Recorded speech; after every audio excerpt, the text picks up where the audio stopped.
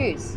Yes, the community cashback giveaway was so last season. So 2023. So 2023. We're not doing it this year for various reasons. It was fun last year, but yeah, for various reasons, we're not doing it this year. But we have got more game giveaways and stuff like that we're trying to do this year. And oh my goodness, but what also, now? Hey everyone, TwitchCon is happening. TwitchCon it is going to be. Yeah, but they might not know. TwitchCon Europe is going to be in Rotterdam at the end of June. Tickets are not on sale yet, but we will let you know when they are. Glitchcraft is going to be there, lovely friend of the channel, and hopefully us. Hopefully. We're going to see what we can do. It will involve a ferry, possibly a stowaways. Well, we can't do it now. You've admitted it live on the internet. Now we're going to have to pay for tickets. Way to ruin it. I'm cute and small. I'll get away with it. You're small. I'll put you in the luggage. So rude. Anyway, let's play this game because it's magnificent.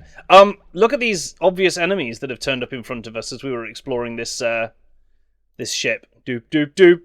Ah, look! A fight that none of us saw coming at all. This is a complete surprise. Can you still wear Minnie as a hat/backpack? No, he's too big. But also, I wouldn't try and put him on my head. Minnie really will still hurt. be in school. Yeah. So is unable to attend TwitchCon. So I'm sorry, there will be no mini wrench at TwitchCon. No mini wrench. But please still come and see us. Please. Love us. How am I going to get rid of him? Oh yeah, snipers. Holy crap, he's got 122 hit points. I thought it was called Mad Legs. And then. a marksman rifle. Mad Legs. Ah yeah, that Mad Legs. Bandit King Mad Legs. Mad Legs Johnson. Reject the flesh 4. That's a lot of bonus deflection and dodge and stuff. He's Deep analysis. Nah, look, he's a geeky analyst. You'll be fine. He's a geeky analyst with a sniper rifle. You'll be fine. That's more concerning. Well, actually, that's a big worry, actually. That means he's good with a sniper rifle. Yeah.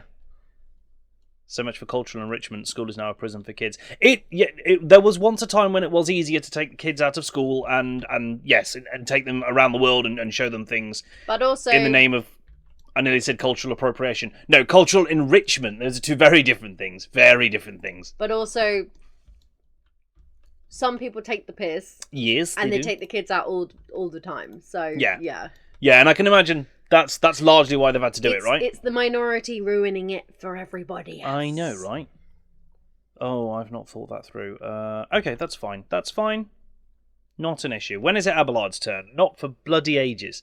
So I don't want him right at the front. Or do I? He's an assassin with a claymore. Which is totally a thing.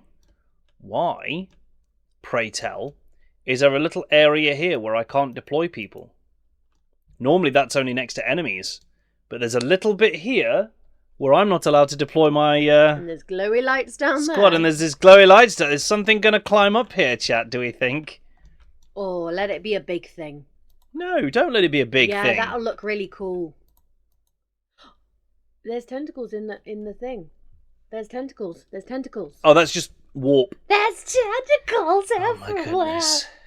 That's just the warp. As if you could ever say just and then follow it with the warp. That's okay. That's just the immaterium leaking into our reality. It's fine. Temp, it's this. It's this, look. The Loudhailer. Look, the Loudhailer is called Herald of Corruption. Code of Tainted Blessing. Taint. VC. What do you also, like? Josephson's spawning war cows. Josephson is trying to spawn warp cows. That loudspeaker, too loud. Any loudspeaker that could be described as the Herald of Corruption is clearly got a virus, right? At least. Oh god, there's more Mad Makoses over there. Mad Technomat. Oh, I had not fully appreciated the scope of my peril. Oh well, let's get started. Let's get down to business. To defeat these arseholes. Okay. We're going to go with a bonk. Yep. And then shields up, which grants him some nice temporary hit points and stuff like that. This is going to suck. Oh my god! Well, Argenta just got one tapped. Let's get us started. I like that. I don't like what just happened to Argenta. That was not great. That was not awesome. So what can these Heralds of Corruption do? It's just this, isn't it? All corrupted machine and part machine creatures gain 35 temporary wounds. Right, so it makes all the enemies way tougher to kill. We want that to not happen. Wait a sec. Where's Cassia? There. Couldn't find Cassia. It's no good, is it? She got down turn 1 again. Yeah, straight away. No messing. Just gone. Your exposers on this side. So let's take the shot. Nice. Finish him. Oh, come on, hit. Really? With the 2 damage. Good. So this servitor's got a little way to go to reach us, which is fine. This one doesn't. How hard do they hit? 4. I can live with 4. Villain of the week. It does appear to be a theme. Oh my god, what was that? So this guy just threw 3 frag grenades in 1 turn. Killing Pascal and critically wounding Abelard. Good. I don't know. Let's try resetting them. How about now? Even Cassia doesn't deal enough damage to achieve this. Isn't this a job This is for the bad. serfs? Oh, I didn't actually mean to run her forwards. Never mind. Me? Let's do this then and see what If you happens. insist, Lord Captain. Frag Bro runs in from stage left, yeets destruction. Exactly, right? If I may. Well, it killed 1. And we can little stare another. Let's see if we can finish a servitor. Another foe Yes, we painted can. black. I forgot she's got the staff that lets her do 2 attacks in a turn. That's then buffed with lots of extra hit points. Ooh, boy. Oh, hooray. Okay, Abelard. I guess heal thyself? My You know? place is at the fore. Indeed. And 14 damage. Well played. Good job. I should have endured. Now, revert to more conservative tactics. Forgot to do that. Nice. Oh god, did they just get more hit points? Oh no, it doesn't stack. But it just means that there's 2 of them that are doing it. Move to here. Slam. Endure. And regeneration on yourself. Oh, I guess give Abelard a little bit of hit points. It's not much, but it helps. Cassie counters with Cone of Purple. I cast Cone of Purple. Yeah, absolutely. Oh, get away with your Deadeye shot that killed someone immediately. Not having that. Dodge for Abelard, I think, is important. Let's give him more dodge. He clearly desperately needs it. On Boop. it. Farewell. Nice. Nice! 11%. Not a good shot. Not a great shot. I bet you can't hemorrhage that. I can try. I can definitely try. The veil is already pretty thin, I've just noticed. The veil degradation is bad. Will do. Right, let's see if we can hemorrhage this lad. Nope. Anything else? Good job. With that damage, we now know why Samuel L. wanted a purple lightsaber. Yeah, because actually all things purple cause this obnoxious amount of damage. Little known fact. Parry it. Good. Right, she's got 5 points this turn, which means... I am Step a 1, get navigator, Toolbox to not a thump this servitor. servitor. Actually, can we go to here? No, we can't move. Okay. Oh, my sweet Jesus. Severin, thank you so much for purchasing those 5 Streamloots chests. Ignore your car. Ignore. Enjoy. My god, words are hard. I do have Stability Veil decreased powers, yes. Just, it started quite high in this battle, because this whole ship is clearly very warp-infested. Okay, so that doesn't quite hit both of them, unfortunately. I can't move. So just give him the bonks.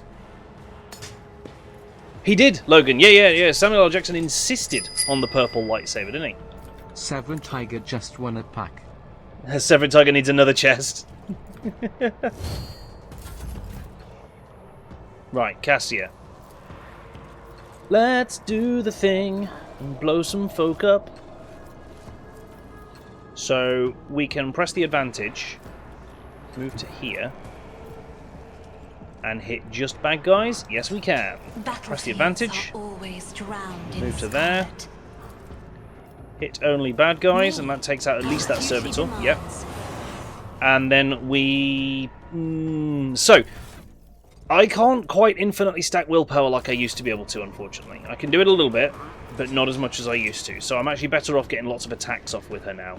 See if you can take out that Magos. You can, because you're an absolute beast. But of course. I'll show you. Toolbox bonus turn, let's go. Yeah. Non-animated bonks. I love it. That's great. That's wonderful. Fires his shotgun. Hey, your favourite colour was made as a lightsaber. Yeah, Logan, absolutely. Like, I love the story behind that. And why wouldn't you? Samuel L. Jackson just got on a purple one. I want a purple lightsaber. Every right. Every right. He's Samuel L. Gorham Jackson. He can have whatever colour lightsaber he pleases, damn it. Oh, does that get the exposed? It does! Look at that! Can't run round him though, can I? But what I can do is force another expose on my side. Oh my god! Dang it. Forgot about that. At your beck and call. Thanks. Honk! Grey hair. Oh, you're going down, lad. How Abelards survived this long, I don't know. Ah, they've got the honks as well. The Horn of Plenty. Oh, okay. Oh no, I can charge. Go get him, boy! Whee! Bonk. Double bonk. There we go. Now he's deed. So we just need to figure out killing this... there's one servitor back here, and there's this sniper Magos back here, who is a quote-unquote problem. I can't get a good shot on him. Can I get rid of this cover at all? I might be able to. I could deliberately shoot at that, couldn't I? In the hope of either destroying it or getting the over-penetration. That's not a bad plan, in fairness. There are worse plans. I can stack exposes on him whilst I do so. And then if I do manage to over-penetrate through... Not this Scryer's. Oh, I'm not allowed to deliberately shoot it? That is not my destiny. Right, hit the cover. Or hit him. I'm not mad at that. I'm not angry. Chat, I'm not furious. Can you blind him? That'll help. Yeah, see, her casting things doesn't do good things for the Veil. But when you're the baddest MF in the galaxy, you get whatever MF in colour you want. Exactly. And that's pretty much how it all shaked out, isn't it? Like, right there. Emperor, give me strength. Right, Isn't do the this a buff job again for the because... serfs? Yeah, I think that did give her a little bit more willpower. I am a navigator, not a servant. Then let's see if we're allowed to blow this guy away twice like this. Yeah, we I'm are. not accustomed to being ordered around. That was a lot of damage. That was a lot. Oh, I could have done, press the advantage before one of those. Do not Dang dare it. ask. These Heralds of Corruption, they've got to go, man. Tried and tested tactics are the best ones. The healing Heal is yourself much again. appreciated. He's chugging through medkits. Can't believe Argenta down in the first turn. Officer powers are amazing if you use them right, Temp. They're really good. Evening, Fel. How you doing tonight? Welcome, welcome.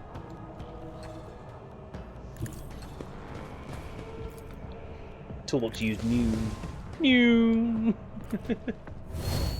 He's just got the zoomies, chat. He's just got the zoomies. Deep analysis. And you missed me. cold. Yeah, man, I'm feeling that. I am feeling that. Ah, we should have saved that and reloaded. Never mind. Maybe next time I'll remember. In the meantime, I'm going to scream at you. Why did I not foresee this? That hit herself. Was there some warp shenanigans there? Psychic Shriek?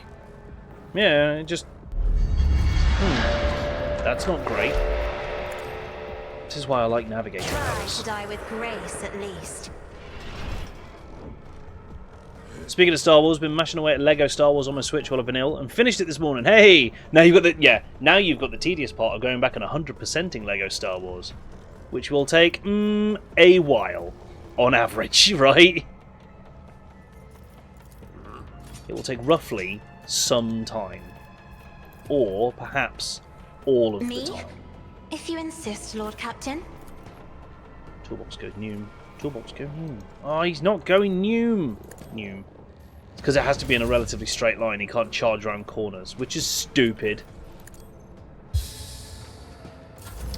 I remember trying to is this Skywalker Saga? So with all of them. Because I remember just trying to 100% the one that was like the first 6 episodes. And it was crazy. Playing a crime lord operative sniper and getting an extra sniper turn with officer take it down is amazing. Yeah, I've mostly been using take it down on a sniper when I can. Because the properly built snipers in this game are crazy. Crazy strong, right? Right, can you actually hit that from here? Oh, you can! You can actually attack the Herald.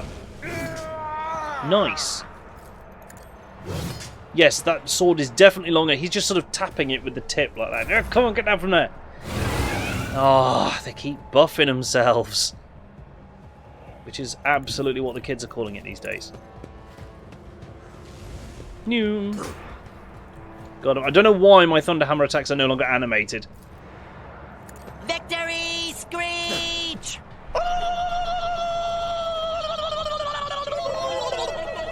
Nice. Definitely time for a victory screech, wasn't it? 100%. I'm not sold on this Wall of Rockcrete ability. It is not as strong as I was hoping it would be. Possibly because I'm not getting very many unyielding stacks, because I'm not getting hit a great deal. Which normally wouldn't be an issue. However, when you've got a Vanguard who's tanking... Oh, I didn't mean to do that. Whoopsie doodle. But of There you go. course. Toolbox, have some dodge. Sister Flamer has a revive backpack, so can't be one-shotted. Yeah, she doesn't have it yet. if that's something she gets later. Got 39% in all 9 episodes. That's because you rush through the game to unlock everything. Yeah, that's how you do it, though, is it? That's how you do the 100% playthroughs on Lego games. You rush through them. Oh, you didn't have to destroy the things. That's good. You rush through them to get the all the free play and stuff unlocked, and then you go for the hundo. Right, run around there, loot that lad. You found it on the first planet, Minoris? Oh. Well, I must have missed that then. Blessed be the road that we take. Or ignored it for some reason. Put it in a cargo and sold it by accident. Any of these things could have been what happened. Could have been. Oh god, we've got injuries up the wazoo now. Look at this. This is bad. So many snipey enemies and stuff. Up, up. I'm restless. Argenta. Carefully. Carefully. Or not. She absolutely stepped in that. She did not disarm that. She stepped in that. Cloak slot uses medpack when at 0 hit points. Damn, that's nice. Where's mine? Sometimes you consult the Can't go back to Rykad Minoris now, can I? And weigh every step. Sometimes Make sure these guys are you loaded just up with fire your medkits. biggest They're still the only shot ones who can and use them, save aren't the they? day. Toolbox can do a little regen. It's not very much though. You'll be buying the character deals just because Asuka. Yeah. What do we got here? Oh look, more mad tech priests. Ba-ba. Death to the malefactors, death to the desecrators. Ooh, Vox Skulls, what are you going to do? Melee protocols and repair protocols. And tiny creature. Great. Chance to hit reduced by 50%. Let's use psychic powers and grenades to kill them. Otherwise, they're going to be the most annoying thing on this field. I just know it. Who's going first? Argenta is going first and is starting in cover. For goodness sakes. Toolbox is coming around there. Pascal can start in cover. Abelard joining the melee squad. Got more Heralds of Corruption as well. Argenta, Idira, and Cassia. Argenta, get in that cover. No, don't you stand behind there. Cassia can. Cassia's a tank. Right, I'm guessing you've got a sniper rifle or something stupid. Plasma pistol in a world of frag grenades. Yeah, see? I'm wise to your bullshit now. Is this basically Baldur's Gate but Warhammer? That's a great way of thinking of it. Yes, that's a great way of thinking of it. It is another turn-based CRPG based in the Warhammer 40,000 universe and based on the Rogue Trader tabletop role-playing game. So the company that made this game, Owlcat, also made the Pathfinder, Kingmaker, and Pathfinder, Kingmaker, and Pathfinder: Wrath of the Righteous, in which they did a very good job of translating Pathfinder, the TTRPG, from the tabletop into a video game. This is then their next foray, this time into the world of Warhammer 40,000, in which, again, I personally feel that they've done quite a good job of translating that tabletop game into a video game. I think they've done a really good job. So, less bard play. Yeah, significantly less bard play in this, you know. There's a shot. Let's take that one, and then we'll back her up again. Right? Because we can run and gun back round the corner. In theory. Papa! Be on fire! Thank you. Oh, that cover got burned. But not the Vox Skull. Right, now we run and gun. We go swap to the bolt gun. And we need to get somewhere in cover where we can open up at them. It's a shame we can't stand here, look, where this Herald of Corruption is. We're not allowed to stand there. Rude. Yeah, let's just do that. So we want to hit shift 4 for that rapid fire, and then go ham. That did not deal as much damage as I hoped, but it did annihilate the Vox Skull, so we'll take it. No one's had a Rogue Trader ride yet. No. Not as yet. Alright, let's do this. Perfect spot. Hunt down the prey on that Magos.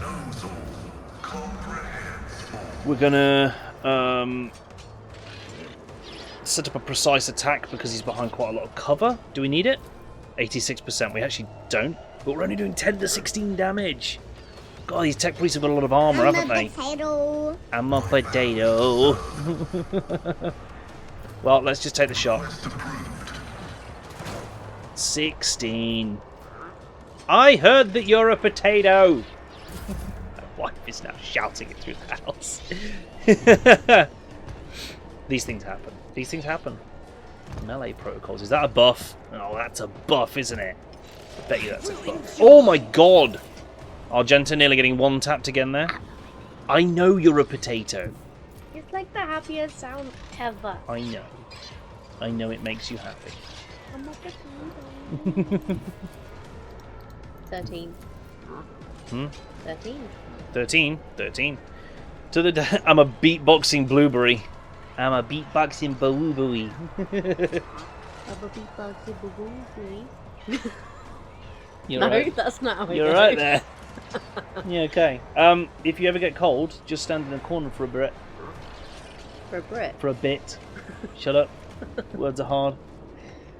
If you're cold, stand in a corner for a bit. They're usually 90 degrees. Ah. Did you hear about the restaurant on the moon? Was that this world? Great food, no atmosphere. Oh. Bit cheesy. You can't add to the dad jokes, right? The dad jokes are immutable. I don't know, like, as we're on the cutie voice things, Tubby. If I may. Tubby is on TikTok. Tubby the Nugget. Yes, the nugget, right. And, we're on to the nugget. He's like, hey, let's do this thing together. Okay. Yeah! Damn it! Like this, he's really cute. I recommend Tubby. I also recommend not following Toolbox tactics today. They do not seem to be No, strong. they're gonna do it. They're gonna succeed. Damn it! Poop nuggets. What else can I do? Who put on the smoke machine? Yeah, right. Someone's really laid on the dry ice in this room, haven't they? Like, there's even the main stage here, rising up out the dry ice. I don't know what instrument this is. This guy plays, but it's got two great big levers. Oh no, it's worse than that. He's a DJ. He's DJ. Yeah, no, yeah. There's his. I don't know what instrument this is. It's worse than that. It's a DJ. Boss fight music begins. But like remixed and Like, mashed up yeah, with something else. Scott Pilgrim style. Yeah.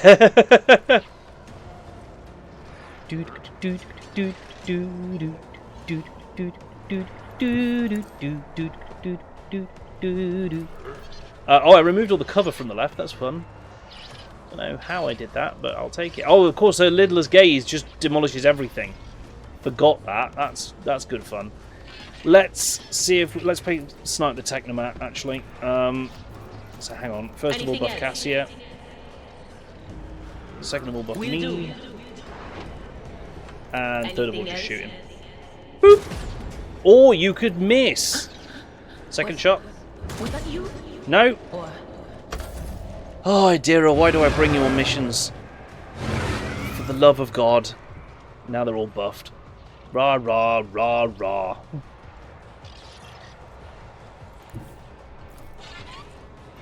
Get in there, Toolbox. Do some damage. The fact his strikes aren't, like, registering. Boom! I love that ability. Endure! Because you're going to have to stand there for a hot minute. Abelard, I need you to come and try and peel this. Go and bug this Magos. Yes, that's going to be a better use of your time. Indeed. Stop him throwing grenades is the ideal here. If you can manage to prevent the throwing of nades, nice. Tend to know when it's a boss though. As damn, that's a lot of bass. Yeah, when the bass really kicks in. Well, or like when you're running through the game and the music fades. Right? You're running through a nice open area. Can't help but notice that the music's faded. There's some ammo and medkits there. I will do my duty. But that fading music absolutely tells me it's about to kick in heavy for a boss fight. Oh, look how many of them have turns now. I'm not going for a little while, chat. It's not my turn. Although a lot of them are Vox things and... Oh, good. Grenades. 1, 2, 3... And 2 kills for that servitor. This is bullshit.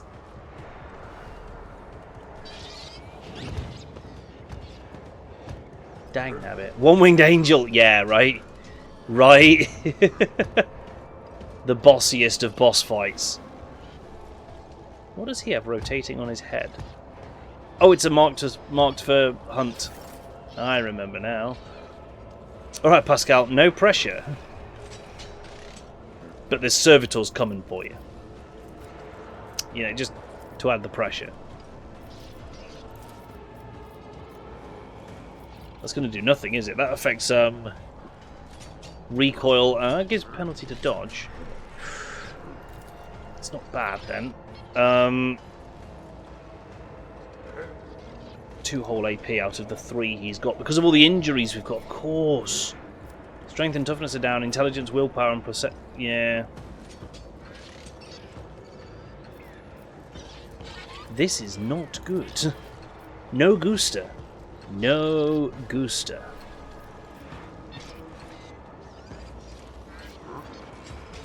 I guess. Why can't I do any of this? Oh, because I've got no line of sight to anyone because Idira's in the way. Damn it, Idira! Right, well, I can reach that guy, look. So, congrats on becoming the victim. Still under the effect of that? Yep, let's do a dead shot.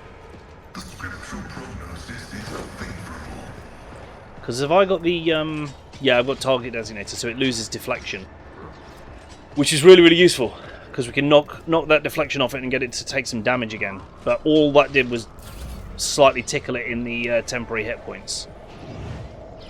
Man, this is a fight and a half. Yep, Abelard's getting taken apart. These servitors do so much damage as well. 18 to 25, and whatever this scrap code is definitely buffing them a load. I'm sure everything's fine. Everything is awesome. It was Cassia that died there. We're done. No, with Cassia down, we can't win. I firmly believe that. Cassia makes such a difference in fights like this. Right, move his expose. I like how there's an expose on the loudspeaker thing as well. But of course. It's good. I like Adira does some big hits. She does. But these guys are getting like an extra 35 or so temporary hit points every turn. There, like that. They just get it spammed at them. It's crazy. I don't know if we can kill them. I'll be honest, I really don't know if we can. Boom. What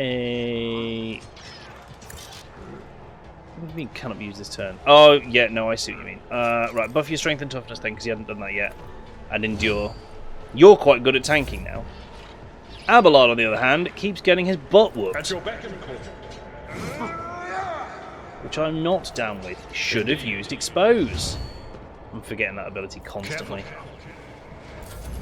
Which just means I'm missing out on free damage, right? Is essentially what that is. I think we're going to be redoing this battle. It's just a feeling. There goes Adira. What even killed her? Because she just fell over. I've suffered worse. Mad Magos with plasma pistol overcharged area attack. There ain't no dodging that. You know? It's not happening. Uh-oh. Squish. Right. Let's do this. Let's do Power Axe. You might as well do the one that inflicts bleeding, mate. You know, just get in there with the Power Axe stuff. Because you can. All these temporary buffs need to focus fire and not spread out the damage. Yes. Absolutely learning that now. Honestly, next time we do this, I'm going to pull back into this corridor and make them all come around this corner. And then just throw area of effect stuff down here. We'll set it on fire, we'll set toxins going so they have to walk through it. We'll just bait them and take them down from there. Like, I'm barely even getting through this guy's temporary hit points, so is there much point in me fighting him? I hate that it's not animating his attacks as well, it's so weird. I mean, Toolbox is absolutely just not taking any damage, which is fun. Victory is imminent. It's not winning us any battles, though, is it? Like, yeah, Abelard on his own can't do enough damage to get through these guys. So let's load the game. Not that one. Yeah. Oh my god. Oh damn it! I didn't save after the first fight, chat. Maybe I lose this fight. Let's lose this fight because I think sometimes then it will load you back to the start of it. I'm hoping. Let's find out. I'll be back. There goes Abelard. Just Toolbox of Pascal now, isn't it? Yeah. Not long to wait. Yeesh.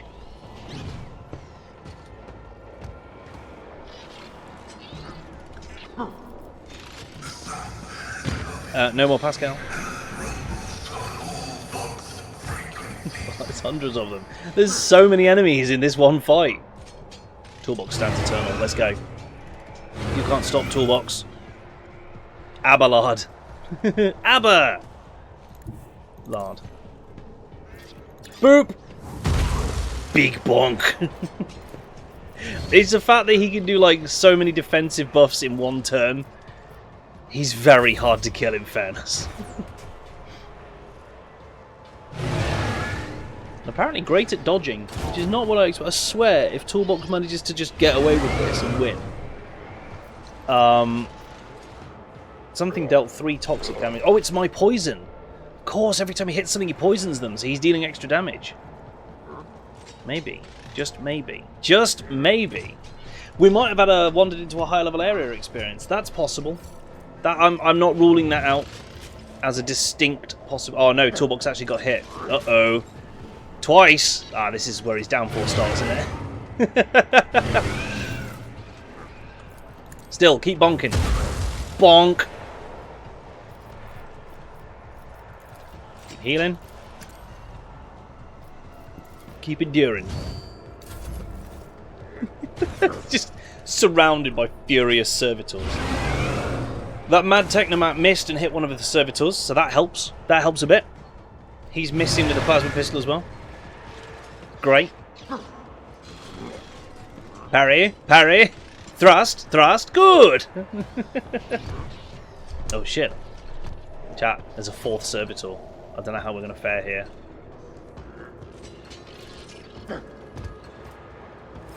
It doesn't tell me what Scrap Code Melee Protocols does.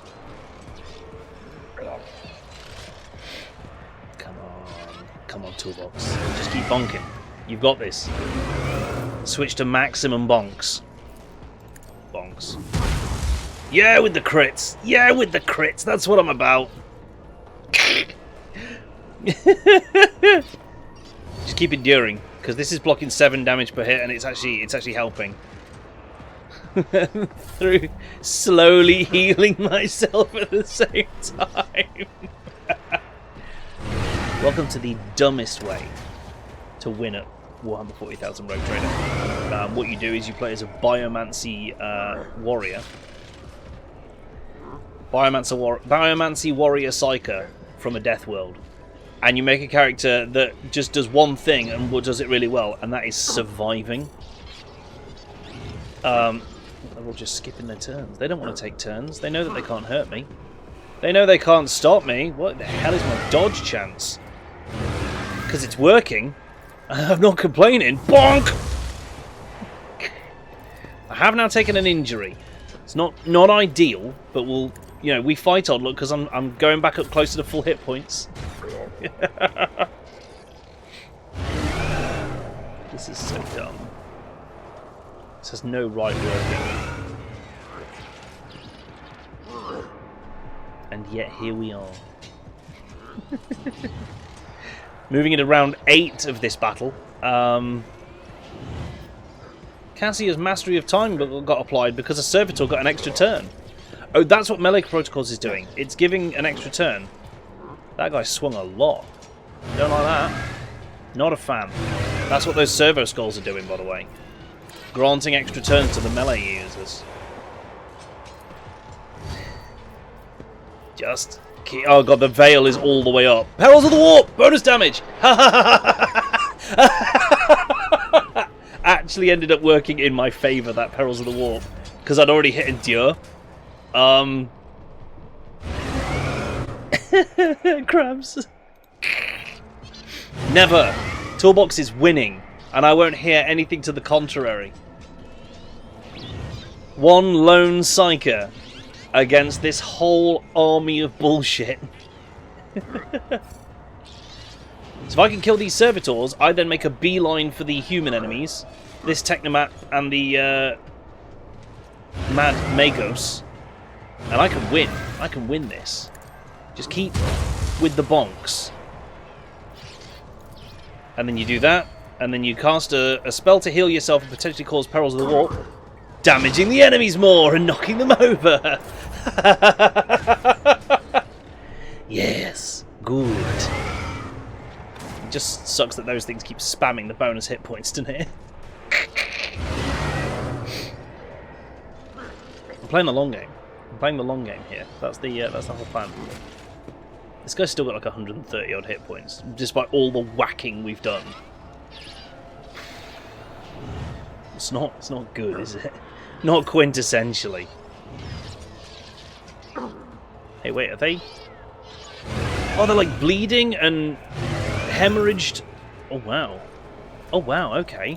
So some of them are actually taking a lot of damage just per turn. I think part of that is the Perils of the Warp that I've afflicted them with repeatedly, and I'm going to keep doing as long as it keeps helping. Oh, all it did was heal me. That's pants. Psycho Distortion. I wonder what that does. Oh, the Mad Magus hurt himself. He's using his plasma pistol on overcharge every turn. Stacking the dots, exactly. You got to stack them dots. More dots, more dots. That was a great video.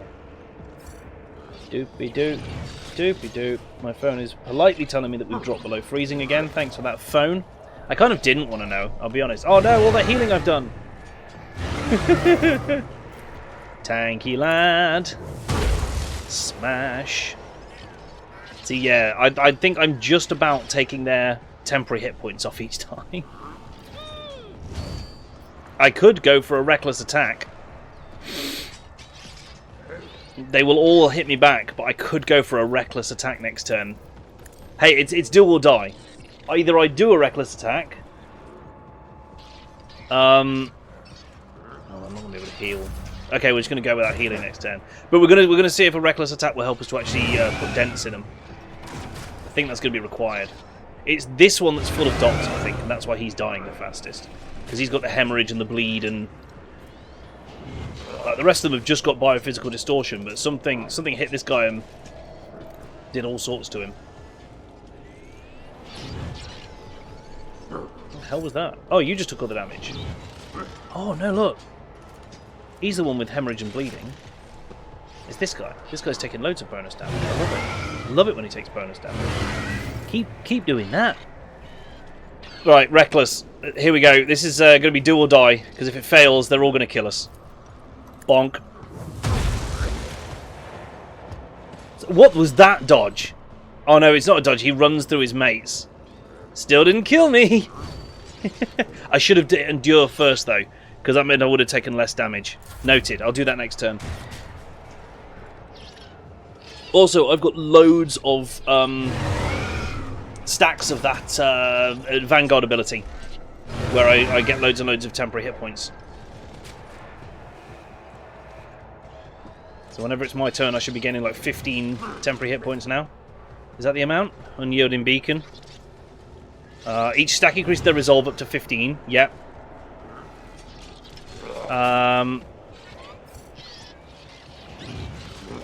Oh no, this doesn't add temporary wounds at the moment, does it? It just gives him assloads of resolve. I'm surviving, but it really isn't only just at this stage. It's not good. Oh my god, I might have enough to have 2 turns. Wait for it, wait for it. Reckless bonk.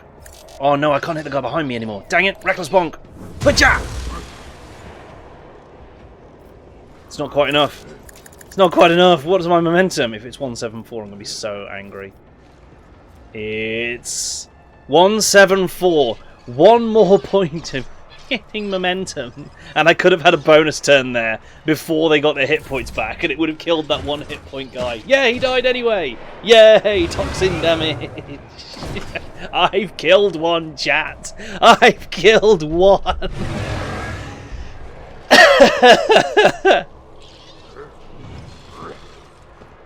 I care not for your melee superiority.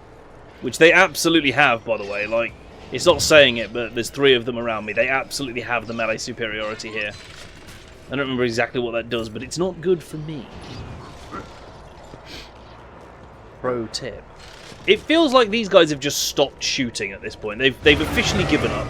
Realised that they're not helping. Endure and run around the corner to get the range built up. Yes, but I'm going to suffer 2 attacks of opportunity, and right now I don't think I can afford that. Okay, so we're going to endure. I'm going to die. Oh, no, because I don't need to go reckless this turn. I'll do a little heal. Little heal. I'll attack this way to get all 3 of them. Bonk. And then I'll go, hey, I'll have a free turn, please, in which I can double bonk. Kills all but one of them. Ooh, the game just changed, chat. The game just changed. Everything's different now. Clearer, more concise. Yep, I've parried you. And you were your team's best hope of killing me. That's a shame. Oh no, he healed? Someone's healing him. Scrap code repair protocols. Oh no! Oh, it's moved next to me. It's okay, I can bonk it. Ooh, moved into my bonking radius. Not like that. In the toolbox's turn, endure. Invigorate, because we do need some health now. Please. It's that one that gives us the temporary wounds, and it would give us a lot right now. Bonk! Good, good, good, good. It started to kill the Vox Skull, which is important. Less buffs on this Servitor will make it easier to kill. But once the Servitor's down, yes, I'll run around the corner and force the range to come to me. I think. Although I am getting a lot of cover from them at the moment where exactly I am on the corner. But they've made no effort to get around it. You know, if this wasn't an AI control, then by now I've been locked up here for so long that these ranged units would absolutely have been coming around to get the shot on me without the cover. But I'm not going to complain too loudly because it is definitely working in my benefit. Still bonking away, Logan. Always. Just keep hitting. Let's do that, which heals me a bit. Let's do that, which arguably heals me a bit. And let's do that, which bonks them. He parried that one. That's not great. Because the thing is, I've already used my heroic ability now. I've used my heroic act. I can't do the double bonks anymore. That was my best chance to bring these guys down. Now I'm just stuck in a world of Vox Skulls and loudspeakers with a furious Servitor and a really angry Magos. Technically, there's only 2 enemies left. Everything else is just about buffing those 2. Heralds of Corruption and Vox Skulls galore. And then this Servitor that is trying so hard to kill me. It is desperate to murder me. Okay, we're going to try this. Hey, George PC. Bonk! Got the crit on the Vox Skull and parried the riposte. That's good. That's good. And it was on this day, the year's 3rd Thursday of the year, shall be forever called Bonk Day. Yeah. Yeah, Logan, you're right. Who needs a party when you can tank the whole encounter and destroy it with a Thunder Hammer?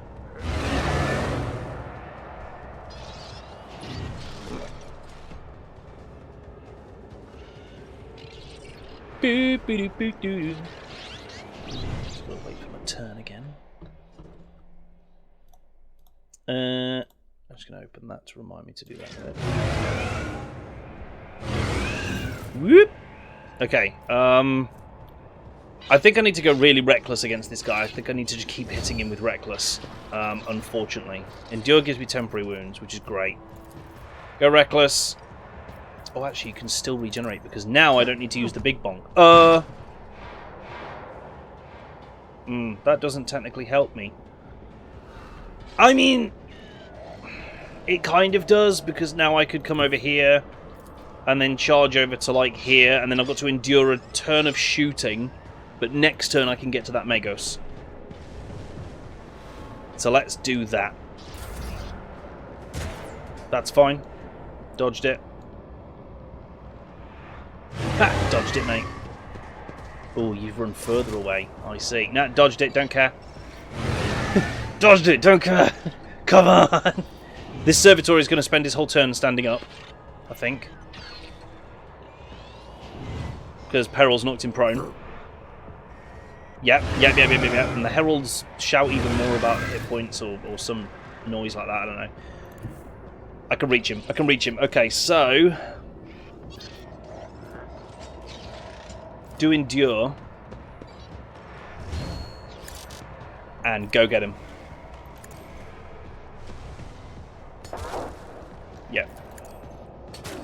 Yep. This is good. This is what I need. This actually really, really helps, and I can still regen. I need tomorrow to hurry up so I can play the new game that comes out. Are you talking about Pal World, Logan? Are you intending to play Pal World? Because that's what we're going to be playing tomorrow night on stream. Yes. Okay. I've got a plan to hit both the Magos and the Technomat here. I think we can get them both at the same time. Start double bonk him.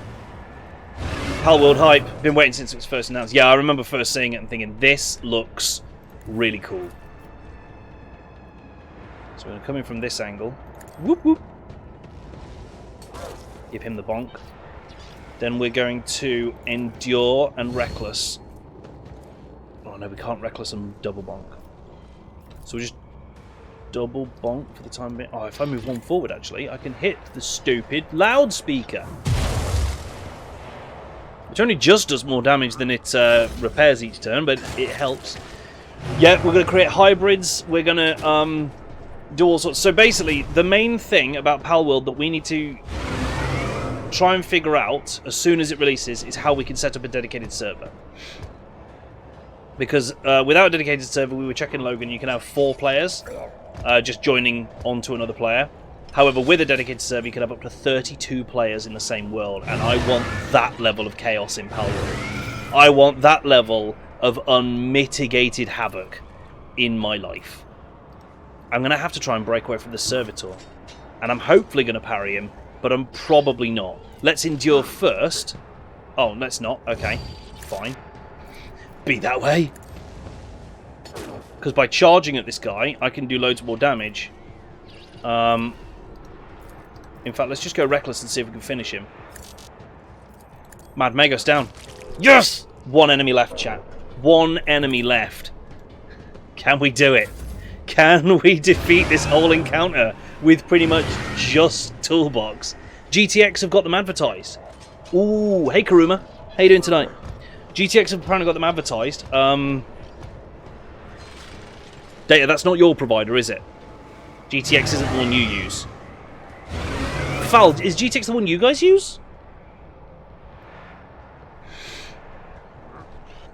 That's fair, Logan. Like I say, we're looking to create a world of absolute chaos in that game, because it's what it's going to be. It's going to be havoc, and I have no doubt otherwise. Okay, so we can do this every turn. We can endure, we can go reckless, we can bonk them. Hopefully for more than the 35. Yep. Because how many temporary hit points are they getting? I think it's 35, isn't it? 35. So as long as we do more than 35 damage a turn, we're golden. Okay? GTX isn't one we're using. Right, okay. But that is the one that Foul and Spike use. Okay. I could try and kill the loud box, but there's 4 of them. There's 4 of them all around the arena. And they're all going to take ages to kill. So honestly, I might as well just focus my hits. I've just Perils of the Warp him onto the floor as well. Big brain. Vibing and staring at Palworld, actually awaiting its release because True Chaos. Yes, Karuma. That's exactly where we are. Like, tomorrow we're starting it. It's our new community game. And as soon as we can get a dedicated server up so everyone can join, we will. They've got all the range. As far as I could tell, Crabs, they don't seem to care about range, yeah. So we're going to endure. We're going to punch the Reckless Strike. We're going to whack him in his stupid servitor face. Crits. Crits help. Crits will shorten this immeasurably, because that was 60 damage compared to the 35 he's getting every turn. And send your host a message with a question. That's it's not a bad idea, actually, because I think most of them are planning on getting it, aren't they? Dave, is that something you've tried? Have you reached out to them? Because I know you've got... you've already got some products with them, so they might answer you quicker. That said, maybe they'll answer the sales inquiries quicker. Who knows? But it would be good to know if that's something that's even a remote possibility. Otherwise, we'll figure out some way. But yeah, obviously, it's going to help if we can get a Deddy up somehow between us. Just figure 50. That'll do. That's a good number. That wasn't even a crit. That 50. That's nice. I like that. This is slow heal with Invigorate. Logan Wolf, I just want to go straight for a flyer and go find dumb stuff to catch, especially the Lucario Lucky Palmon. Yes, as that's my favourite Pokemon, but I'll definitely be joining the dedicated. Sounds like fun. Never know, Pat may join as well. Hey, dude, that'd be awesome. We'd love to have you guys. Just 32-player Havoc is what we're here for. It's basically what the Toolbox was invented for. Large-scale community games, chaos. 50, yeah, we're doing this. We're doing this. We're beating this guy. Chat, we're winning this battle. How we have managed this. Like, Toolbox is back up at like 70 hit points. He don't care. Toolbox don't care. He's not dying anytime soon. He's just chilling. He's going to slowly beat this servitor to death. Which is a bizarre thing to say when you're hitting it with a thunder hammer. But, you know, apparently this is an incredibly resilient servitor. Logan, you're right. I had no right to win this battle. And if there is another fight on this ship before we get off it, I am royally screwed. I will absolutely state that as fact. I am royally screwed if this lasts any longer than this fight. You realise you went into the Discord and fixed that. Hooray! Welcome to our Discord, Kuruma. Join us. One of us. It's basically how it works. We just assimilate people on the internet and then suck them into giant multiplayer games. Sometimes we play those games and we win them in whole new ways, like Terraria. Terraria, the birthplace of the Toolbox tactic, which is basically weaponized ZerdBrush.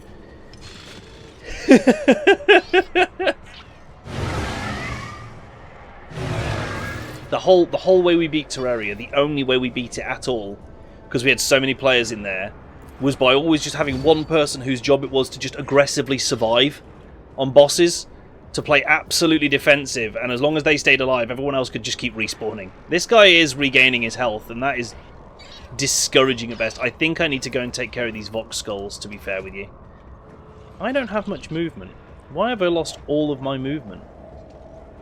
That's quite interesting. What has someone done to me that has removed all of my movement? Because age. Really? You're saying my character has got too old in the time it's taken? He's just getting older literally through this battle. These Vox Skulls, they're healing him. They need to go. Stay here, little Vox Skulls. Heralds of Corruption, constantly healing. With between the temporary hit points and the actual heals that this servitor's getting, this fight was going to take forever. But if I just come to the Vox Skulls and see if I can take them down, we can at least get rid of the actual healing, right? Okay, let's go Endure. Let's go Reckless, because we can. And because the Vox Skulls have sat still, bonks. Nice, that's good, that's good. Parried the retaliation as well. I blame the warp, I blame the warp. Is it bad that me and Pat are rushing together to build a sweatshop in Pal World? Absolutely not. We fully intend to commit as many Pal-based war crimes as possible. Good news is, as the developers state in their own game's blurb, labour laws don't apply to Pals, so you can get them to do whatever you want.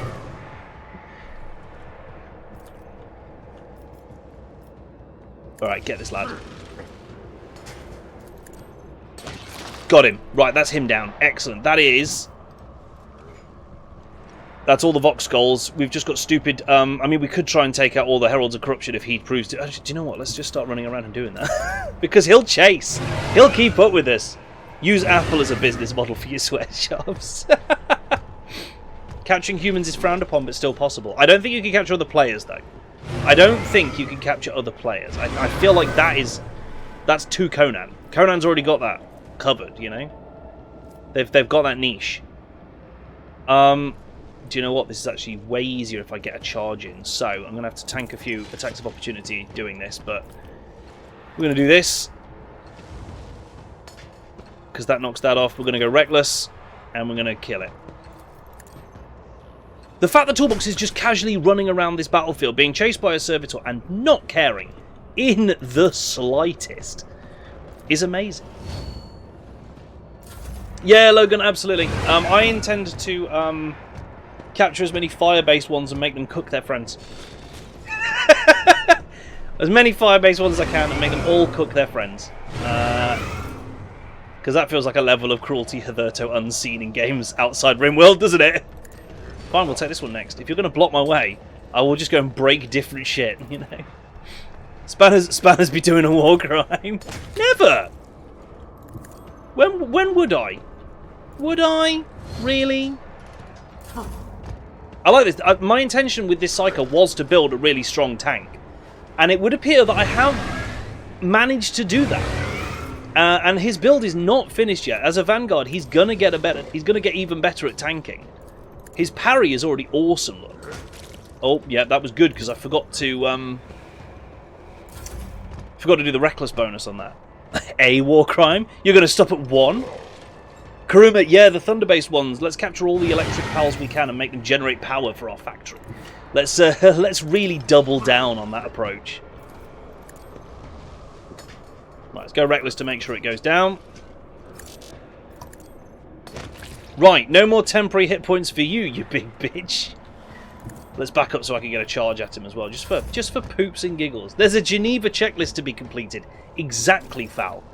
You know, someone's got to think about the Geneva checklist. And it's going to be us. We're going to make sure that we stay on top of that.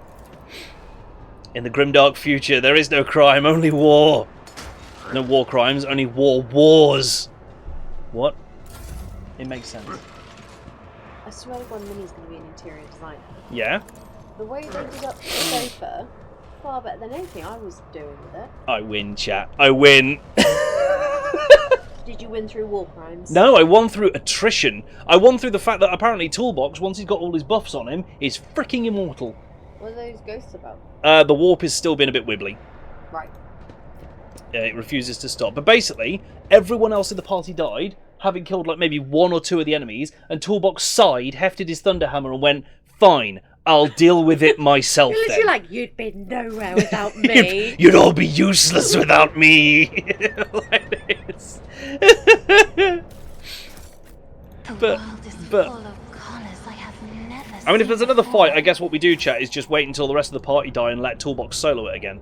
Because, I think there's going to be another fight in this entrance area, isn't there? I've got a feeling that we are tragically not done yet. You already know for the war crabs in Foxhole, right? Why stop now? Ooh. Maybe we can get away with just some traps in this opening area. Maybe. I better myself. Maybe it's just some traps. Yeah. If you want a job done properly, do it yourself. Duty prevails. Yeah, I can deal with some traps. This doubt this me. hall might be a fight. Might be a fight. I'm hoping it's not, because then we can just get the hell out of here. Get the heck out of here! Right, is there any other directions we needed to go? I've got a horrible feeling. Oh, wow. Wow, okay, yeah, be careful. I woke up with a Not that they feeling matter of much, wonder, because we're about to... as if a No! field of flowers was blossoming nearby. Sometimes clicking in places in this is risky, you know? 1,000 heretics were burning We can escape alive, that way. begging We and can get out, chat. We sobbing can and leave. howling. Last war, you got some good use out of the flamethrowers. I got to use a flamethrower last war. Through my It was great. Flammenwerfer. It werfs Flammen. It werfs all the Flammen. You have fun, I think you'll find. Oh no. That's the exit, which means I've got to go through this hall. Which means there could future be is the anything exit. still between me and the ship. Run! Run! Run! Made it. Toolbox wins. I had no right. I had no right winning that fight at all, but I have accidentally created a Psyker who just will not die.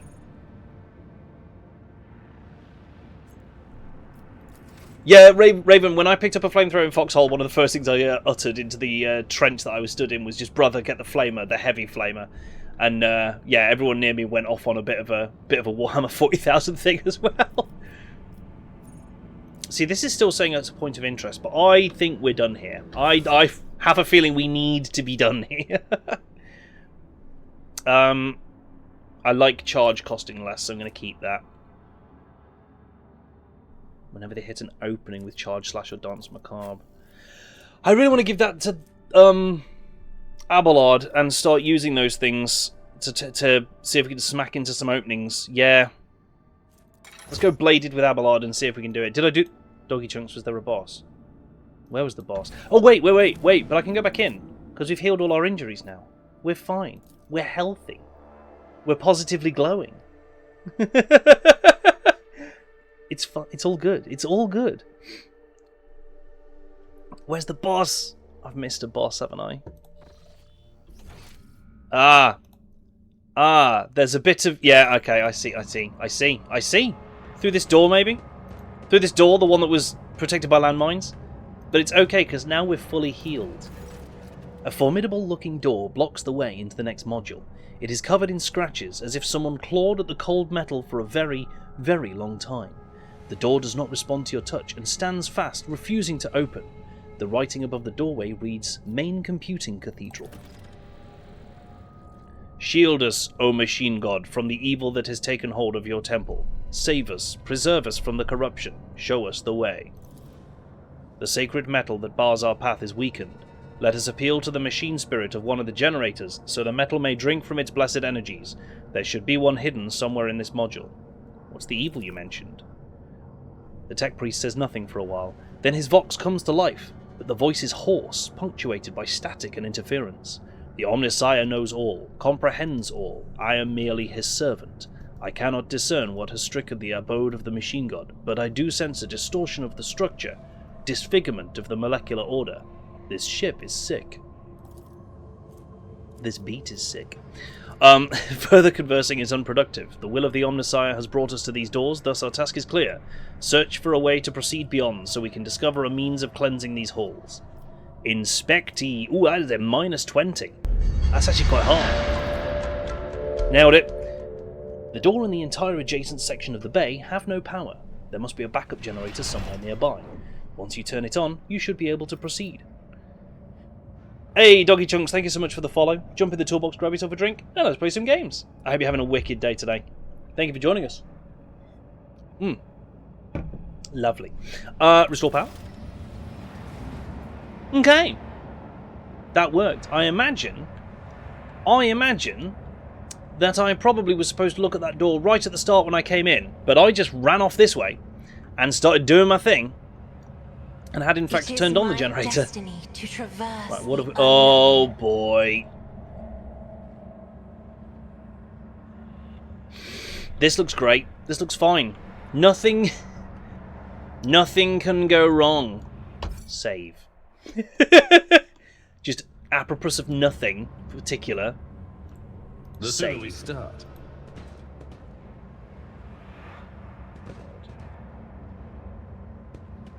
Goods. Ooh, hello. Headhunter-like carapace. Ooh, awareness divided by 10% dodge. That's nice. Completely sane tech priest. Exactly, they look fine. They are doing exactly what tech priests should be doing. Right? Ooh, void heretic trophies. Including a straight-up 60% one. That's nice. And we've already got a full bag, so to speak. That armor's quite nice. Because it's light as well, isn't it? Light armor that gives 30%. And no dodge penalty, and in fact a dodge bonus. So maybe we look at giving it to Abelard. Yeah. Our assassin with a claymore. I love the fact that you could do that. Assassin with a claymore. Yeah, I don't think there's any others I can grab. There's something that's probably going to explode there. So we're going to poke it. Edge forward. Marching on. Okay, so instead of edging forward, let's put Pascal up here. Yes. Did you want something? Yes, good. Idira up here. Look at this chat. Actual setup. The Emperor Let's go sets my Argenta. path. Argenta. My dear, you're probably going to die in turn 1, but let's at least try. And then these three can edge forwards, because, you know, I don't mind Cassia being close-ish to the enemy. Well, we can get real close before anything happens, can't we? You just talk to him. Yay! The air in the room is permeated by a wild... Oh, sorry, chat, I've got a moustache hair up my nose. Let me fix that. Ooh!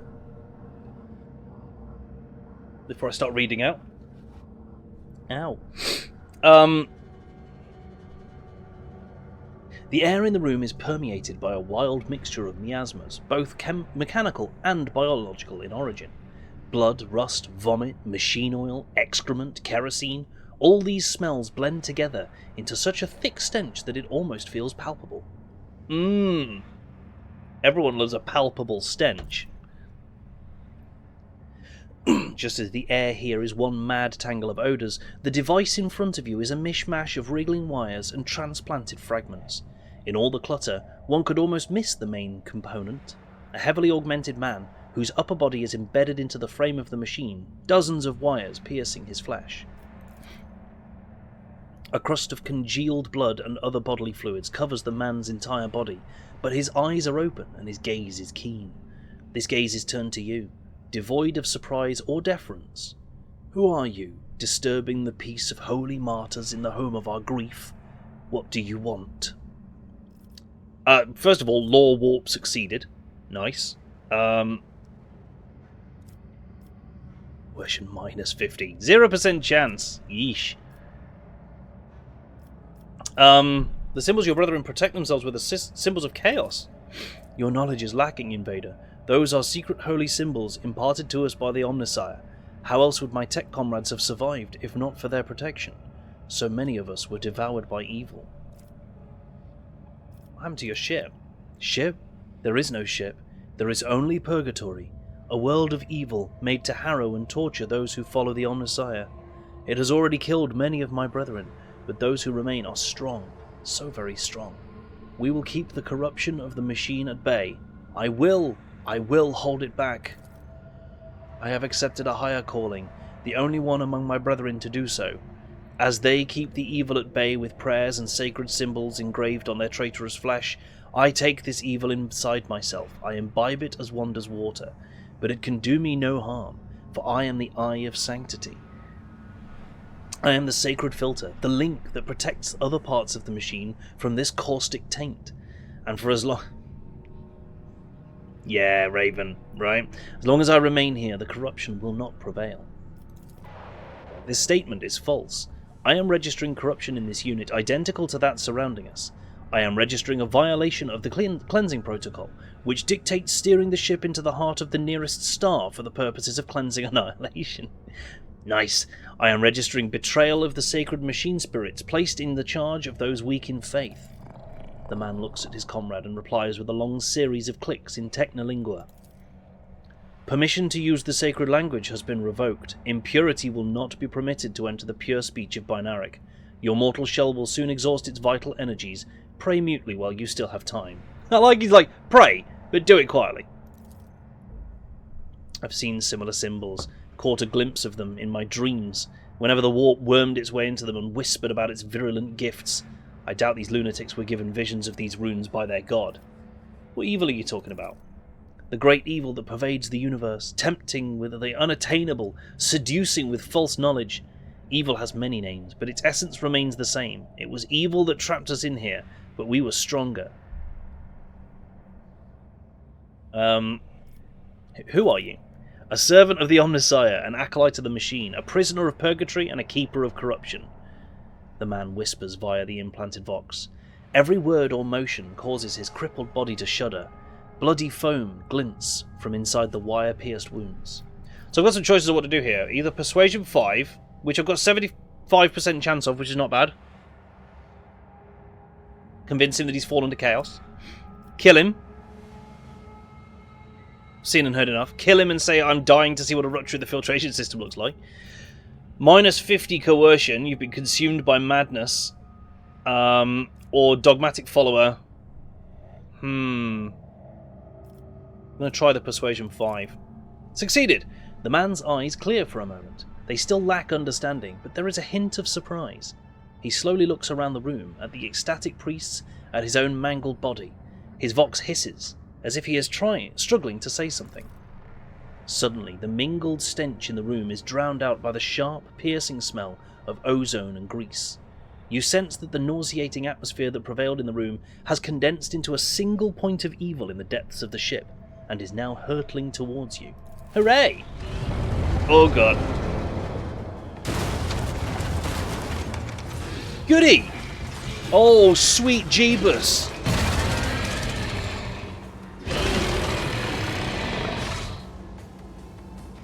Are you actually shitting me? Do you dare to look me in the eye? That is a Forge Fiend. Oh boy. It's got twin plasma. This is gonna suck. This is gonna really suck. That's a demon engine. That is a demon engine. There you go. Armor equal to its willpower. Deflection equal to its toughness bonus, which is 6. Okay, so we need to get that. We need to get that deflection down hard. Cassia, go over there. Your job is going to be to cleanse the little stuff from around it. The Vox Skulls are doubtless going to buff it. Luckily, not many adds on this one. Just a whole lot of gigantic, monstrous enemy. Fun. And it's going almost first, so I guess Toolbox go tank. It's going to hurt so much because I don't get to take a turn first. Abelard, get clear, ready to, I don't know, flank or something. Argenta, get behind that box and see if you can survive the opening volley. For once. The snipers are already in position, which is great. Here goes nothing, chat. Here goes nothing. Servitor, parry. Good. Good start. Ow. It was like 24 damage. Oh, go away. Right, okay. So, Argenta's going first. And can hit all of them. Right, okay. Open with that for the versatility boost. Oh god! What the hell? It fired its plasma cannons as a reaction. When it suffers damage for the first time in a round, it basically gets a free turn. Becomes enraged and strikes back after every additional attack. That means every time I hit this thing, it's going to hit me back. Every time. And Abelard's dead already, just for the record. What the hell is this? This is insane. Bolt gun, yay!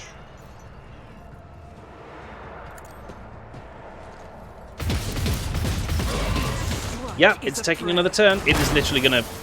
Jesus Christ! This is not good. This is no gusta.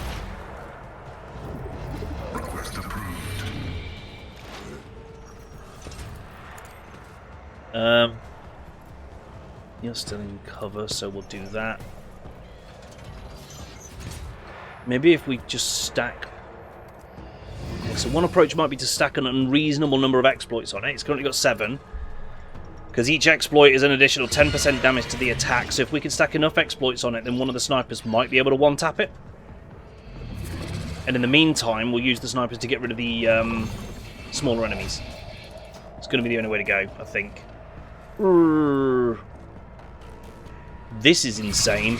This is absolutely bonkers. I can reduce its damage, actually, and I will.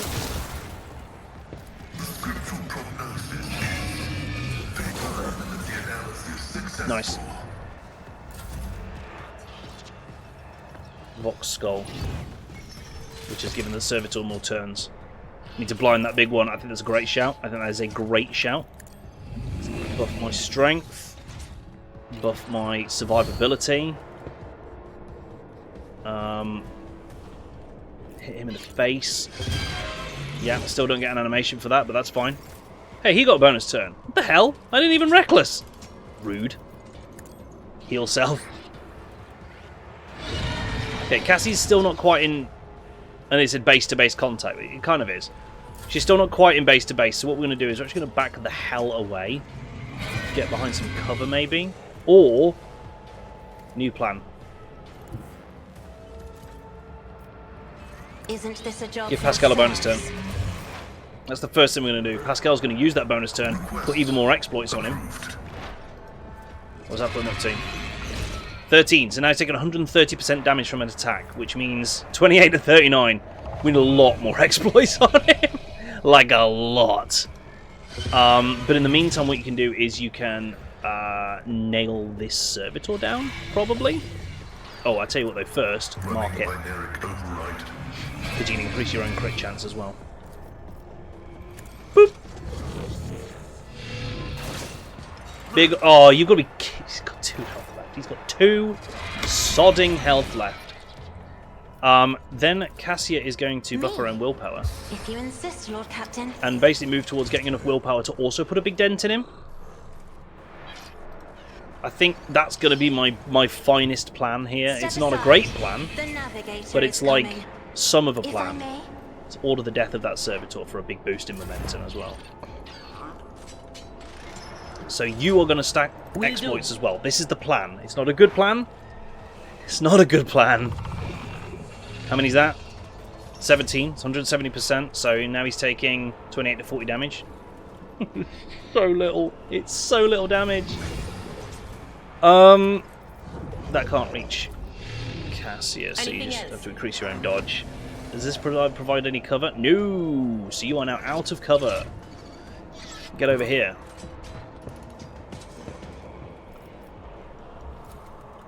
%25 chance to hit that box score, but if you hit it, it dies. 35 with the dead shot. No. Quick Spanners throw a Pokeball at the doggo. I don't think I've weakened it enough yet. Just an inkling. Oh shit, there's still a servitor there. And Toolbox is getting punted around. Why did it just glow green? I don't like that it glowed green. What was that? Why did you glow green? I'll take things that fill me with inverse confidence, please. 44 to 57. It's a good lick, but it's not enough. Oh, but if you start hitting with the dead shots, you start reducing it some. Oh, I think I've got to hit it. I think I've got to hit it here. Because hitting it with the dead eye shots reduces its deflection as well. And its armor? I want to say.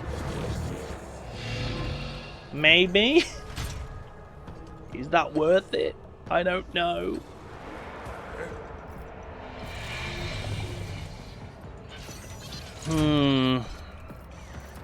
Tell you what, keep reducing its damage, because that doesn't trigger it to do anything crazy. Maybe knacker its weapons as well, because doing this actually increases our dodge chance against its attacks, which is good, which is very good. You've not left yourself enough to attack yourself, though, so hopefully Cassia can blow that servitor up. Maybe. Toolbox didn't even get a turn because he was flat on his arse. I don't think he's getting a turn, to be honest with you. Not at all. Not at any point. I shall prevail. Right, that is 26 stacks. We're getting there, folks. We're getting there. And we're gonna hit a dead shot onto this guy and hopefully not ping it through the boss.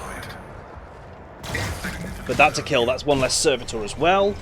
Oh, and you've still got an attack, haven't you? I tell you what, take a pop at this box score with your 92% hit rate, even with its 50% reduction. Argenta is dead. Argenta died a little while ago in one of those opening volleys of retaliation that it did. It wasn't good. Right, this reduces dodge, parry, and armor, but the exploits just straight up increase damage. So this would be one turn of epic shooting from everyone, but honestly, with enough exploits, I think we're better off doing this. Is he still got the effect of this on him? Yes, Machine Spirit Banishment. Huh. Surely that's a machine, or a mechanism. It's a demon engine. Because if it were, then this ability would do 35 shock damage to it, and all its characteristics dropped by 35, which would be crazy powerful. But apparently, because it's a demon, it doesn't count as a machine, which is not fun. I'm just hoping Toolbox can tank for a little longer. So she can now, If only that were possible. from here? Yep, give Pascal yet another turn. This is where I'm going with this, which he will use to lay more these on. Now doing 64 to 81 damage with an opening shot. It's still not enough. Oh, but wait, because he can throw that turn from where he is over to Adira. Because we're still in the same turn that we used the ability that lets everyone. Oh, but that cost. Yeah, okay, that's not worth it. That's not worth it. But having given lots of other people turns, Cassia can now buff her own willpower. And can swing for 61 to 102 damage. That's getting very reasonable. That's getting very reasonable. I just need her not to die. And she's out of cover. Be careful not to cross my gaze. See, 2 hits of held in my gaze would do a ridiculous amount of damage to this thing, but we would need to survive them. Also, she's got 36 stacks of tactical advantage. Oh!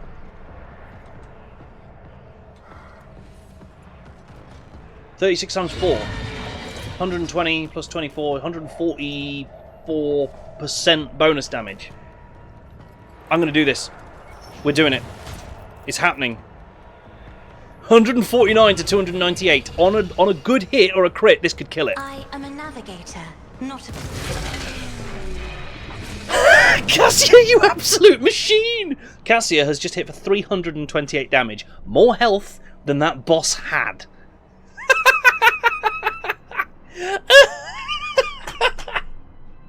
And chat, that is why we always bring the Navigator. Every time. Master Tactician Cassia is probably one of the strongest characters in this game. I didn't expect that to be so efficient. That was amazing. That's how I'm killing every boss from now on. Thanks, Doggy Chugs. Evil. That was evil incarnate. Evil, the corruption that watches us day and night. You have banished the evil. You tried to warn me, but I was deaf. The ship, Kiava Gamma. It followed us from there. Kiava Gamma is where your ship's from? Yes. The ship and the planet. The traitors among our brethren, tormenting the sacred mechanisms, letting corruption into their systems. They turned that which is holy into the unholy, and they set these new, twisted machines on us, their tech comrades. We managed to flee, but one of the monsters found its way onto the ship. Whoa, there's more of them on Kiava Gamma? I don't like that. We fought. We cut off one module after another, as one cuts away rotting flesh, but it followed. Its invisible influence, the corruption it exuded, it claimed us one by one. The crew were merely humans of flesh and blood. They were so weak, they succumbed so easily. We could not save them from evil, and so we gave the ship to the darkness among the stars. But the darkness came for us too, in this last module where we intended to make our last stand. Then I sacrificed myself. I became a filter, a stopper against the corruption emanating from the machine. I succumbed. The corruption came for our souls. The corruption of Kiava Gamma. Traitors. With the last of his efforts he rasps, the fabricator censor! It all started with him. He was the one who let this taint into the sacred code. He was the one who doomed our brethren. He was the one who spawned the steel monstrosities in the furnace of our planet. Oh, this is useful information for when we go to liberate Kiava Gamma. I think. You will be avenged. I was part of the great force that drives the universe. I do not fear the cold of death. A wheezing breath escapes the man's chest. Then his eyes close. This was a really cool section of the game, in fairness. I will take these goods from at your feet, sir. Thank you. What is it? Diagnoster grants 15 Medicae. Couple of suits of flak chestplate. Nothing too special there. I want to see what this thing has got. It's got nothing. There's no loot. The empty shell of a demon engine. It was this creation, a horrifying mix of real space technologies and the deranged powers of the warp that disrupted the ship's systems and twisted the tech priest's minds. I know that little medical injector. It doesn't feel like a very Light of terror, guide big our way. reward. Not to put too fine a point on it, but liberate sounds more like glassing it with 40k fireballs from orbit. I mean, you know, some say liberate, some pronounce it exterminatus. Yeah, I understand. You know, those do sound very different, don't they? But I can assure you. Oh, you could equip that, can't you? Because you've got semi-decent Medicae. That pushes it to 65. That's actually pretty good. Yeah. I like that. Yeah. Okay, we'll take it. I forgot I've got plasma grenades. Don't think anyone's actually got the Grenadier skill, have they? Did I take the Grenadier skill on anyone? Grenadier. Nope. Grenadier. Ow. Nope. Wait, did I not? Did I really not take it on anyone? That's a shame, because it gives you a free grenade throw once a combat. Ah, Abelard is a Grenadier. So I'm going to swap out his grenades for plasma grenades, so he can have a bit of fun. Hold up. Hold the phone. Cassia has an unknown talent. Data deleted. Is this intentional? Yeah, let's stuff that whole doggo into three separate loot crates, right? Carve it up, shove it in a box, get on with it. What could go wrong? Yeah. She's got an unknown skill. It's interesting to me.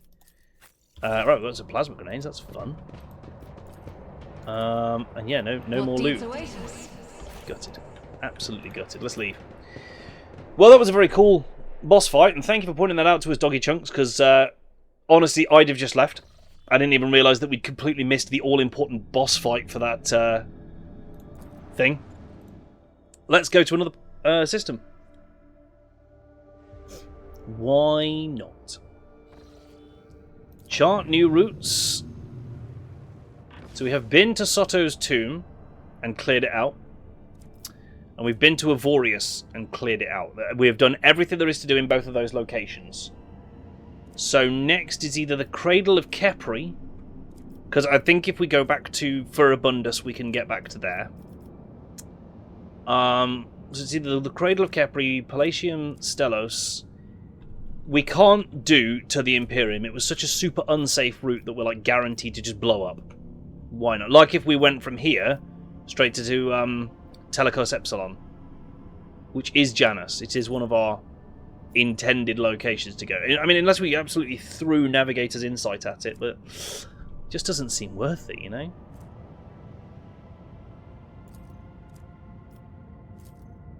It would be 3 points to chart a deadly course directly to Omicron.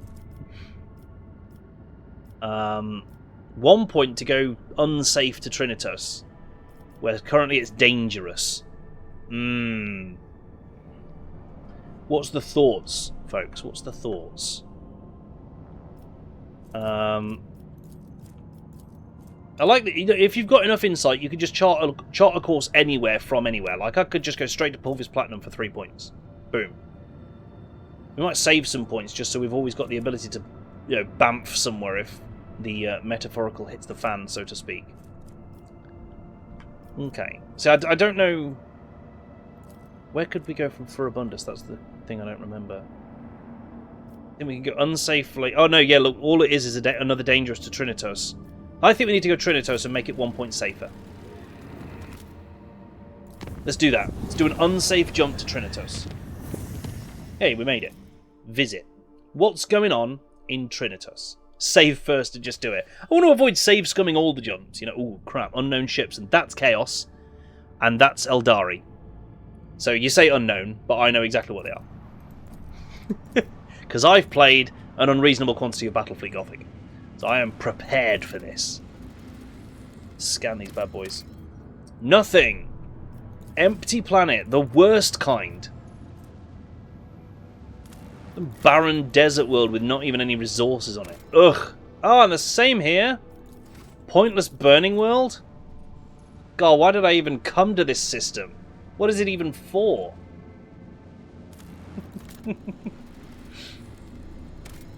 Hey, 7 blocks of plasteel. Yoink. Do I need that for anything? Any contracts? Xenotech Promethium? Nope. Oh well. Let's scooch around the back of the Eldar. Scoochy scooch. I will go and attack these guys in a sec. I just want to scan the last planet, see if there's much to do in this system. There is Monastery of the Order of the Hammer. To level up Hulk Kun.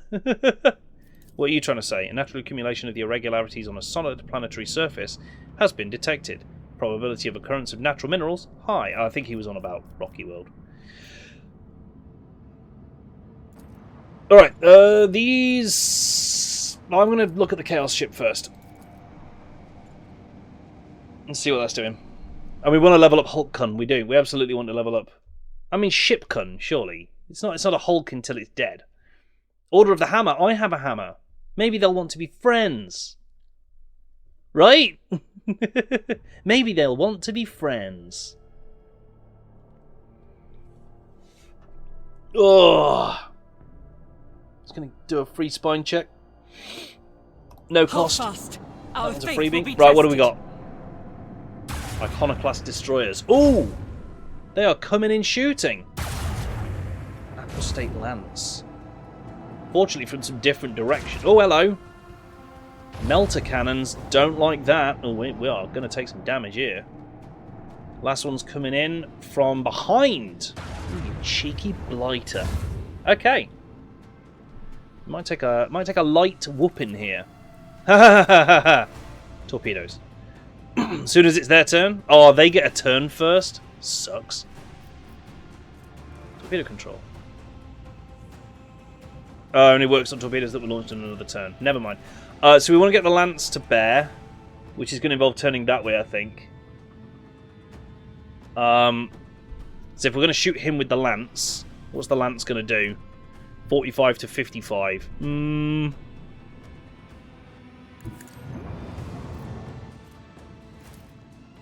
Go starboard cannons. Did a bit of damage. It's not enough, but it's a bit. It counts. So if we do this, we've got the dorsal cannons, and we've still got a port battery. So what I'm thinking... I should have hit the dorsal cannons whilst we were on that side of him. Never mind. I was going to hit him with the dorsals as well, see if we can finish him off. But what we can do is absolutely slam this iconoclast in front of us. Boop boop. And then if we move to like here, on our way past, we can fire the port guns. Get him. Good. And turn that way. Lovely. Not the worst first turn we could have had. Now we've got all the followers assigned to stuff. Yes, we can use those abilities. God, they've got quite a few guns, haven't they, these iconoclasts? Shit, we're nearly dead. Woohoo! Uh-oh.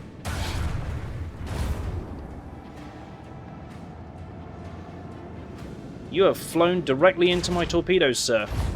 There's a breach in our defense. This was a choice. Almost dead. Good. Right, so straight up we can fire the port. And starboard guns.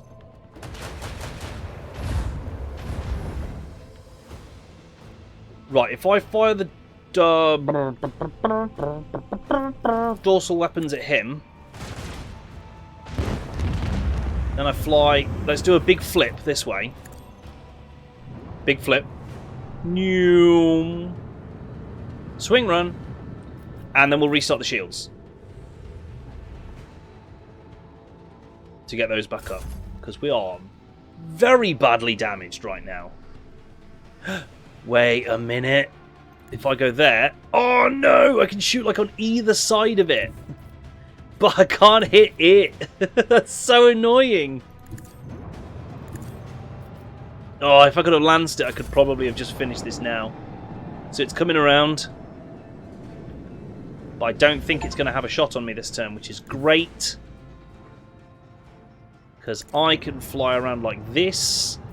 Shields should restart probably at the end of this turn. But Lance should win it. Good old Lance. Wow, we took a lot of damage there. But we got a new macro battery for one of our broadsides, which is good. It's better than ours. Lots better, actually. Damn. Got some scrap, which we're probably about to use all of repairing ourselves. Let's just go ahead and spaff that away. 51 scrap. Good, great. But new cannons. New cannons is important. So the Mars pattern are short-ranged, 4 shots, 14 per shot. Those are short-ranged, 4 shots, 21 per shot. They can go port or starboard, which is left or right for you and I lay people. So I'm going to put them on the right-hand side. So remember, chat, our right-hand guns are stronger at the moment. Right, let's save the game. In case we fail. And let's go fight the Eldar. I think these are Eldari. They could be Drakari. They could be Drakari. No, they're not spiky enough for Drakari. I think these are Eldari ships. I'm pretty sure that these are Eldari ships. Now, in the tabletop Battlefleet Gothic, Eldar ships had something called hollow fields, which were really irritating. And what's this? 5? Hollow field. Yep. So they do have hollow fields. The enemy has launched torpedoes, however you can destroy them before they reach you. They are always fired in salvos. I know, I use them. They don't have shields or hull integrity. Every attack that hits a salvo destroys 1 torpedo per shot. From here on out you may encounter clusters of small ships that follow the same rules in combat as torpedoes. So that is strikecraft. And I was sort of wondering if they had strikecraft in this game or not. So, they've launched neutron torpedoes. There's 4 in each volley. We want to be out the way of those as much as possible. I don't know what their turning circle's like, that's the problem. Oh, I can find out, cool. In theory. No, I can't get any movement information on them. That's a shame. Okay, so let's look at hollow fields, because we need to know what this does. Each attack... So it has 5 hollow fields. Each attack made by an enemy has an equal chance of targeting either the real ship or one of its projections. Each time a projection is hit, the hollow field loses 1 charge. What I don't know, therefore, is when they recharge. That's important knowledge, I think. So let's first of all try and get a lance hit on one of them and see what that does. The lance will either destroy lots of hollow fields or just 1. However, notice they don't have shields. So Eldari don't have shields, but they do have hollow fields. We popped a hollow. So the lance can get rid of 1 hollow field. That's terrifying knowledge. Okay. Now, can I get into a position? No, but I can hit the torpedoes. Oh no, I can. I can get into a position where that can hit. Okay. But can I do it before the end of my movement? No, because that's what I was hoping. Because then port can't hit. But port is the weaker one. So, that's not too bad. We could dorsal the one in front of us. We could launch our own torpedoes, counter torpedoes. They would be. In fact, actually, let's launch them from here. If I launch torpedoes from here, they're going to have an easier time chasing the enemy down, I think. Theory.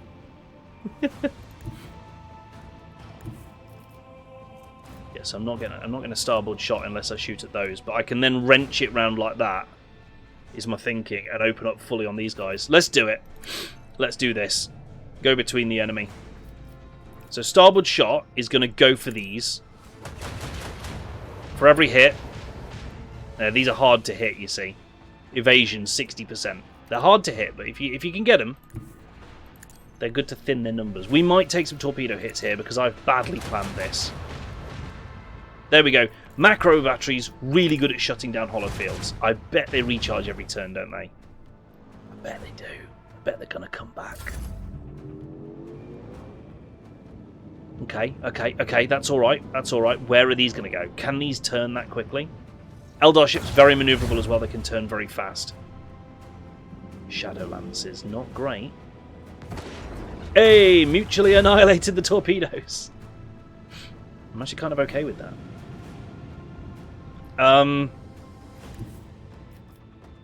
His hollow fields are not back up. We can lance him out the sky. Which is a thing that I think we should absolutely do. Now, can we get any shots on the other guy? I don't think we can we? We're going to take this tightest route. But we're not going to get him. Okay, so that's fine. We're just going to turn around and we're going to lance this guy whilst his hollow fields are not up. I wonder if they have an ability they have to use. Who knows? It doesn't matter anymore. Oh no, they've got really good evasion as well. Of course they have. They're Eldar. Why do I keep forgetting that part? Of course they have. They're Eldar. They're dickheads. An Eldari fleet played correctly on the tabletop used to be such a nightmare to fight. Because they would just always be exactly where you needed them to not be, right? They would move around constantly, dance round your ships, and I mean dance. Like, right, we're going between them again. Ooh, are we? Yes, we are, but we're going to have to do it in a slightly more spicy manner. So...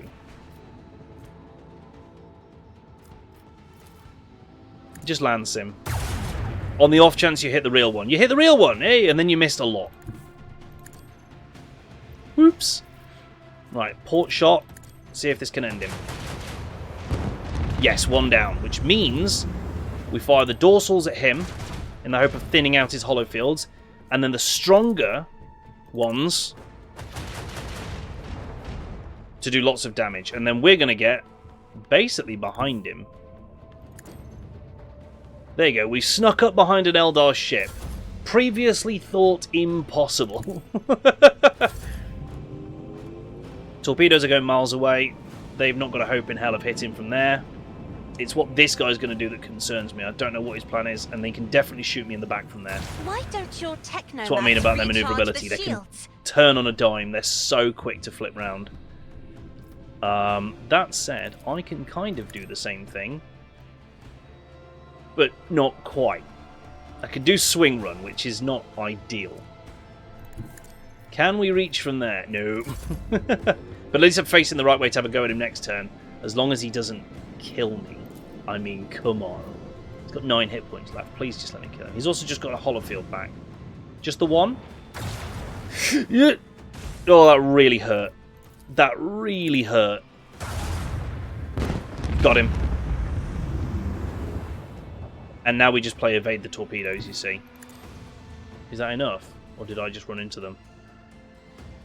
No, that's fine. Because these still count. You have to survive them. If they destroy you, you're still dead. But I don't think they can reach me, and I'm just going to absolutely boost away from them. Max acceleration this way. Just to make sure. Just to be certain. I like these space battles. I like how they've done them. They're really cool. I'm taking a lot of damage, though. Not great. I win. I win. Got some Wraithbone fragments, so that's a whole Eldari Trophies cargo. Nice, that's going to the Imperial guys. And we've leveled up Starship Kun.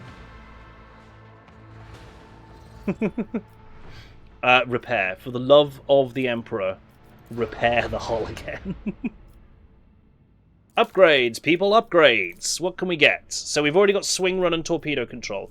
We get reinforced shield. A chosen sector of the flagship's void shield is reinforced until it suffers damage. It has an increased chance of absorbing enemy attacks and loses only half its strength when absorbing damage. Cool. So you can pick a direction that you know you're going to get hit from and strengthen. New heading. While moving, you can make your next turn at 90 degrees instead of the usual 45. That's very useful. As we've discovered, positioning is everything in the space battles. Warp wave. Flows of the Immaterium cause an enemy ship to immediately turn 45 or 90 degrees. That could be useful. That's like the inverse of having good maneuverability. And your next shot gains 2 extra range. That's not bad as well. We're going to go with shields and new heading to start with, I think. Yes. And then next level we get advanced abilities as well, which do some crazy stuff. But yeah, let's do that. We can now reinforce our shields from a certain direction, so if we know we're about to take a kicking, we'll set up tanking. But we can also turn much faster, which is going to help us with catching those wascally Eldar. I have already assigned posts. You don't need to tell me. I did it myself. Right, let's go and look on Foulstone now. Now that we've cleared the skies, Lord Captain, we have received a transmission from Foulstone. It was sent by members of the Order of the Hammer, votaries of St. Cudnatius, whose monastery is the only settlement on the planet. Or rather, it used to be. Some time ago, a transport battle, the Naviaca, unloaded several thousand refugees from a planet belonging to rogue trader Winterscale. The Order of the Hammer has judged this invasion to be an act of aggression. Refugees! And is asking for your lordship's protection. Yeah, these people are victims, not invaders. Prepare my shuttle. As it please, your lordship. Oops, story time. Christ, okay. 11 days after the feast of the passing of Nicomedes Keefe, the champion of faith, disquietude marred the calm of the monastery of the Order of the Hammer. Countless tortured souls, steeped in fear, arrived on Foulstone in a starbark. A great apostasy had befallen their home, and turned them into abject wanderers seeking help and refuge. Their wicked and cruel captain, the owner of the Naviaca, had betrayed them. Once the unknowing souls in his care had made landfall on the world's service, he most deviously recalled his shuttles and left, thus ridding himself of his duty of care to the unfortunate lot. What a dick.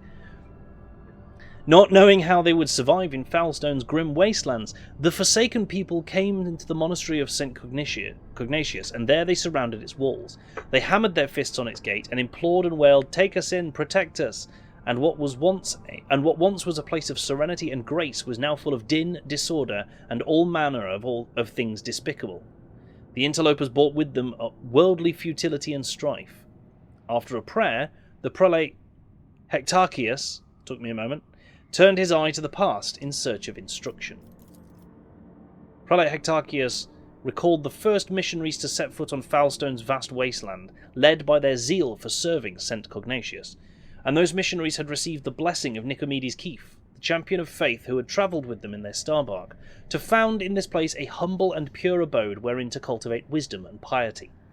And St. Cognatius, a man of great endeavours, a warrior and a wise artificer, never cowered behind the walls of a librarium, but stepped bravely into the darkness, carrying light in the palm of his hand, and he commanded others to do the same, and not only Foulstone, but many other worlds of the Coronis expanse bear its imprint. And Prelate Hectarchius did welcome the interlopers warmly as his guests, but he did warn his brethren to keep their vigilance. What is going on here? The brethren and sisters of the Order of the Hammer came forth to meet the strangers, carrying water and protein victuals and medicinal herbs and jugs of promethium. But the crowd came to blows over viands, and blood was spilt, and many were trampled or mauled in the stampede, some of them dwellers of the monastery.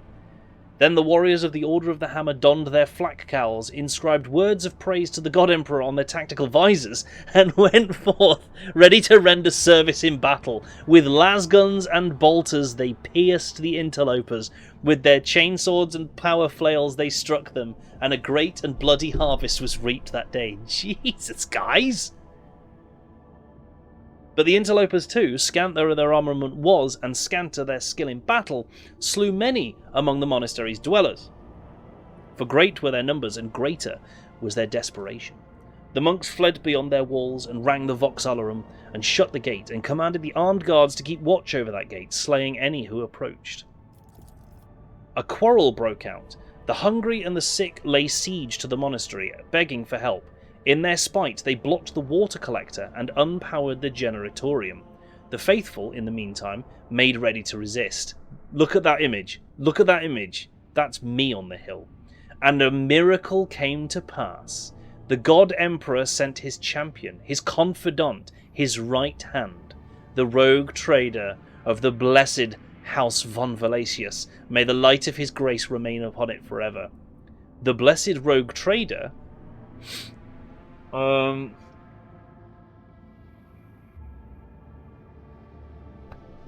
fact that you can basically leave swearing. Fuck this noise. Sort it out yourselves. That's an option according to this. You can look at all of this and go, yeah, nah, I'm not getting involved. You can deal with this.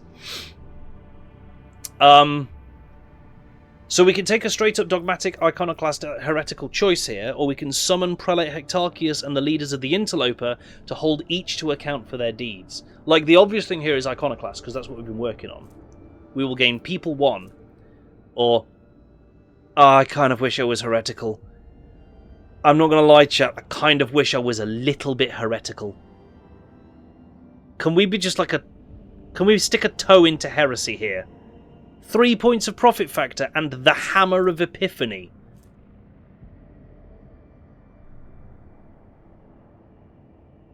You can do double damage by yeeting an enemy with it.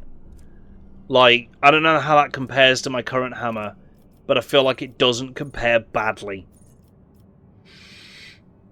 I want a few points into heretical and dogmatic, yes, to get those first 2 levels of them, which requires like 45 points in each, and this would only be 3 points. I'm going to be missing out on 3 points of iconoclast and one unit of people. Oh no.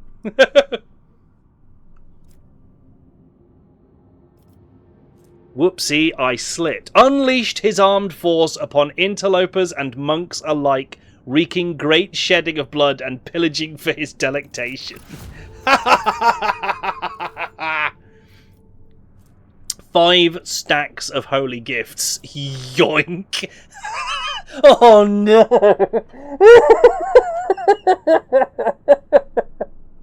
I may have done a bad thing. I may have done a bad thing, but it's fine. It's fine. Do you know why? Because I got a bitch-ass hammer. So now me and Abelard could be an assassin with a thunder hammer, and you can't tell me you don't like the sound of that. You know? Close. Okay, so... Hammer of Epiphany. It deals more damage straight up as well. Slightly less armor penetration, but given all of the bonuses to armor pen I have at the moment, it puts it from 60% down to 55%, which I'm really not angry about. Other than that, it's exactly the same, and it has the shove attack, which deals double damage. So a reckless shove would absolutely devastate someone. Yep. I am using this hammer, and then Abelard is using this... yeah, no, do you know what? The armor penetration alone makes it worthwhile. Assassin. Thunder Ab Assassin. It is. It is. Have you ever seen an assassin with a thunder hammer? Now you have. Look at him. He is absolutely ready to throw down, isn't he? 110%. It is go time. Go time for Abelard. None of the rest of this is particularly useful. See, I managed to dodge and parry that many attacks in the previous battle wearing heavy armor.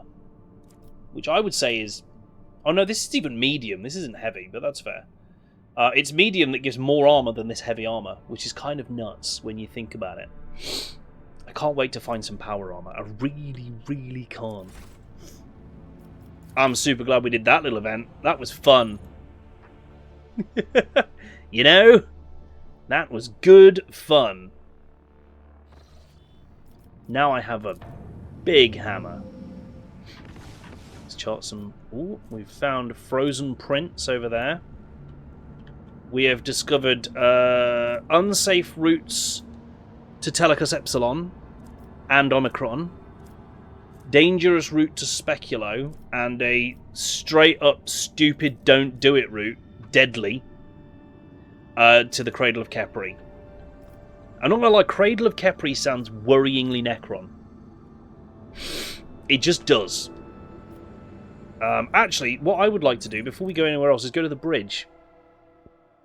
Because I'm pretty sure we can do trading.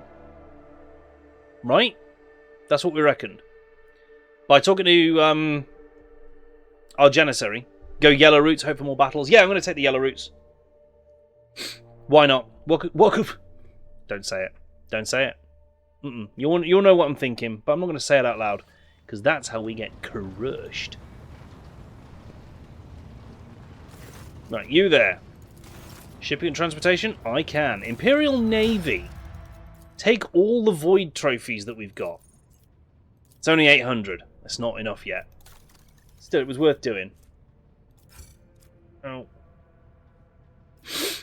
I don't know why I can't take these scrap boxes. I've got reputation level 0, but apparently we can't have them.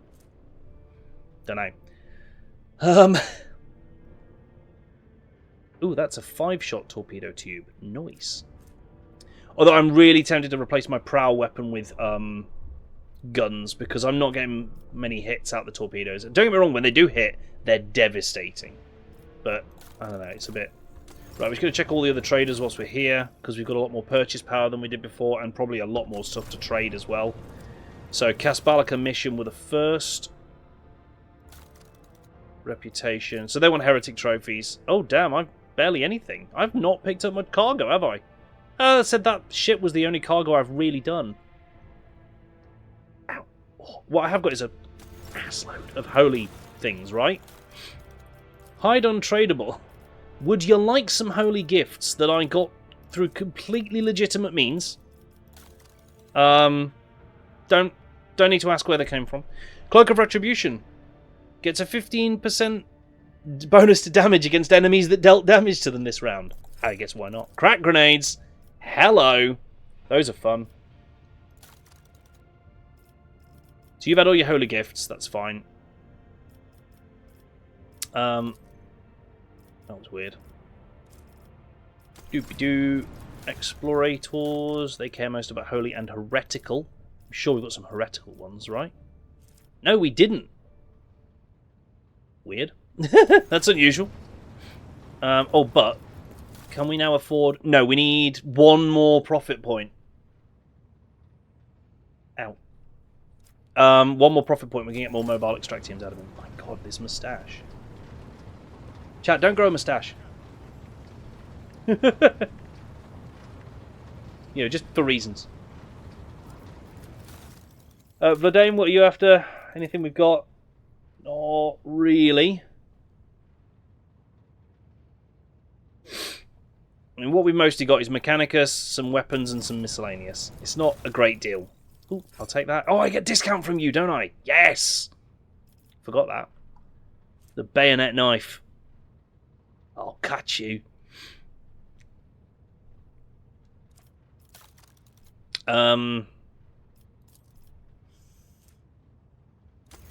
Okay, who do we want to level up? I'm not really sure at this point. Who do we most care about trading with? Like, I guess one of the best things to do would be see who has got stuff we can afford on the next level. So Power Claymore, not bad. Not bad. Heavy Bolter. That is our first proper heavy weapon if we can get it. But we can't afford it. Okay, so Power Claymore is one thing. Chirurgeon's Manual at level 5. You've got to level these guys up a lot to get that, and it's not very useful on its own. Kasbalika. Can't afford. Right. Honestly, it's these guys. Look, we can get them to level 4. We can have some more monofilament grenades, and some pirate chainmail, which is 50% armor, medium. That's kind of nice.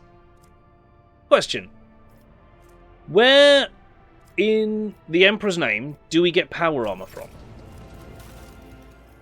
Because I have not seen any at all.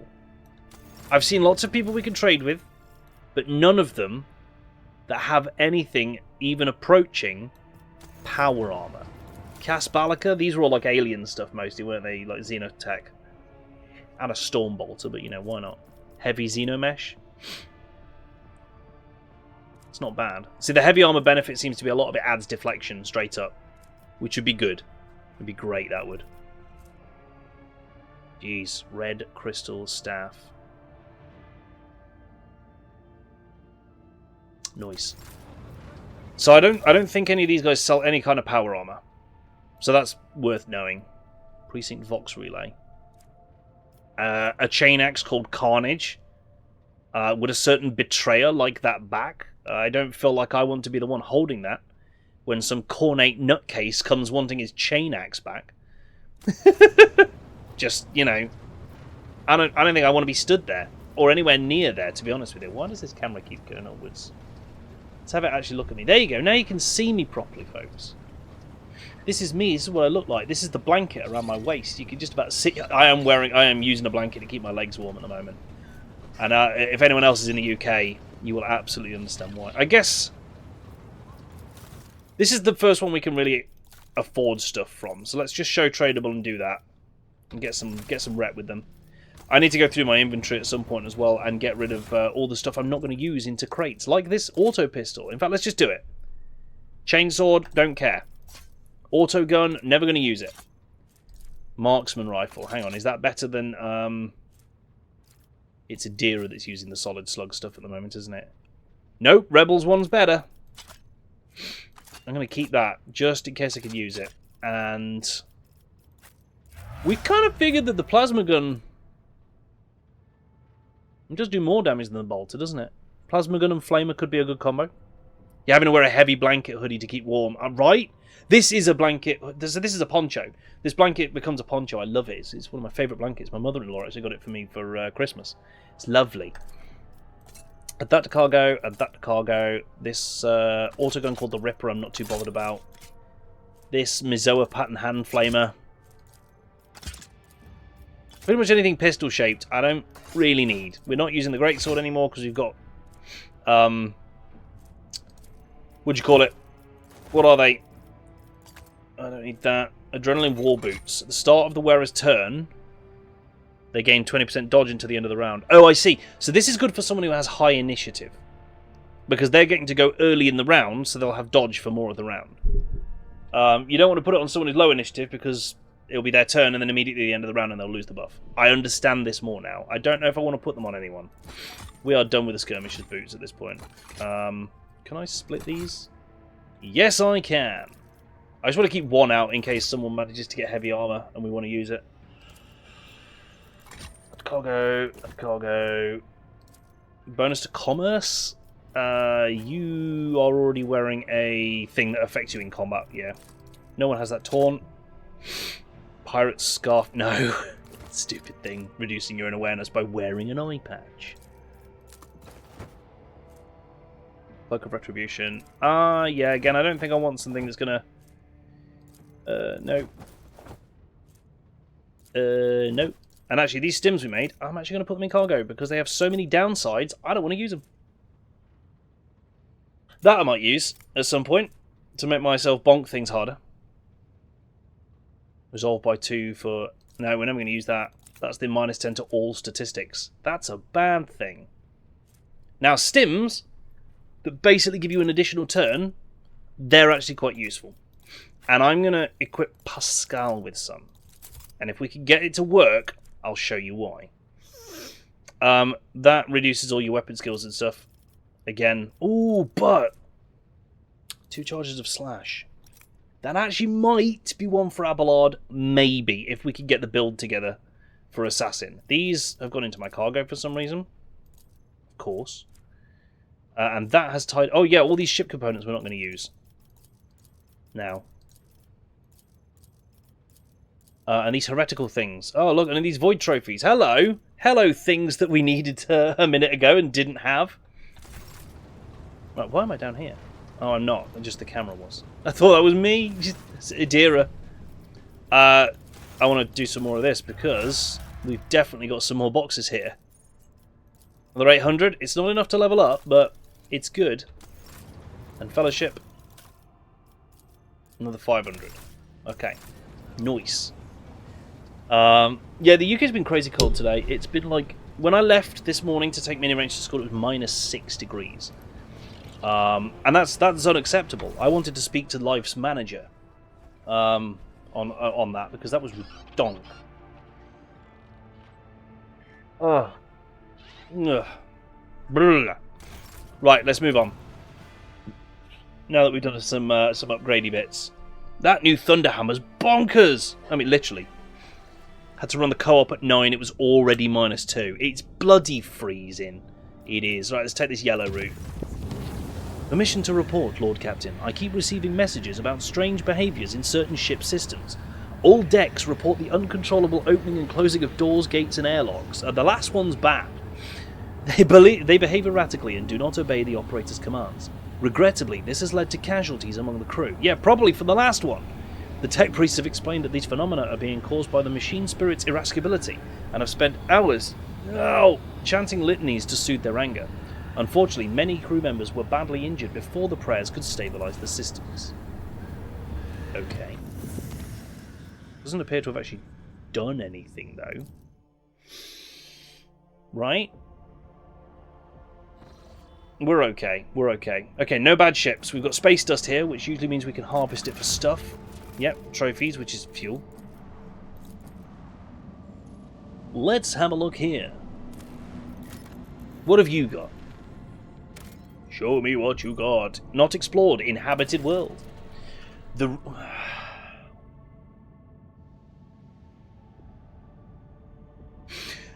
ruins of an ancient imperial city were discovered on a dead world completely deprived of an ecosystem. According to the reports, the entire settlement is contained in a titanic glass dome that once held an artificial atmosphere.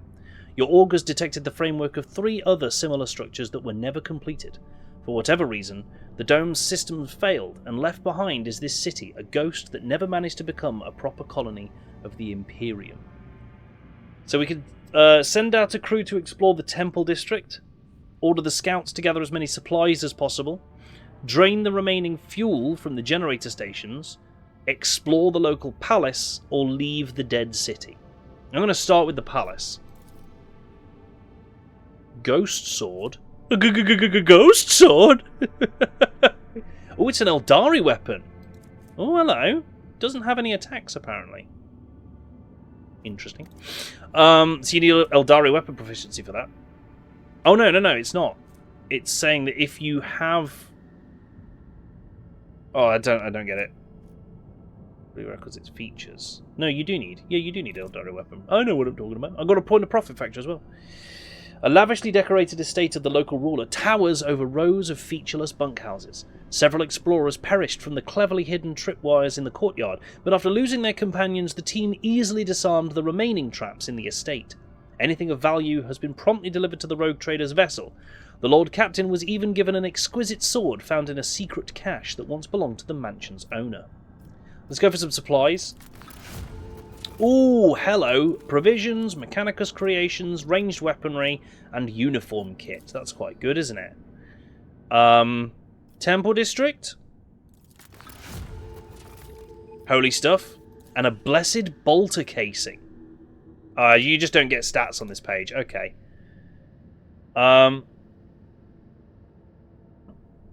The Temple District is situated at the heart of the city. The God Emperor's statue, intricately carved from precious crystal, is suspended beneath the dome, supported by chains of gold, and can be seen from anywhere in the colony. Inspired by the majestic sight, the expedition members set off to explore the area with renewed vigour. Oh dear. Soon enough, they stumbled upon an ancient weapon lying on a pedestal wreathed in sunlight. The expedition brought it back to the ship, and have told many tales about how the Emperor himself, who had been watching them from above, had directed their attention to the sacred relic. Cool, 2 stacks of holy gifts, that's great. Drain that fuel. 2 lots of fuel, it takes several trips to deliver the massive Prometheum storage tanks to your vessel. The crew grimly points out the colony was running out of fuel. Had the life support systems not failed prematurely, the locals would still have perished due to lack of energy. Well, that's a shame, isn't it? That was basically just a load of loot. I'm not complaining, more like that, please. What's this blessed bolter casing, actually, whilst we're at it? Single attacks with bolter weapons automatically hit. I am not going to lie. That is a bit good. Yeah, why...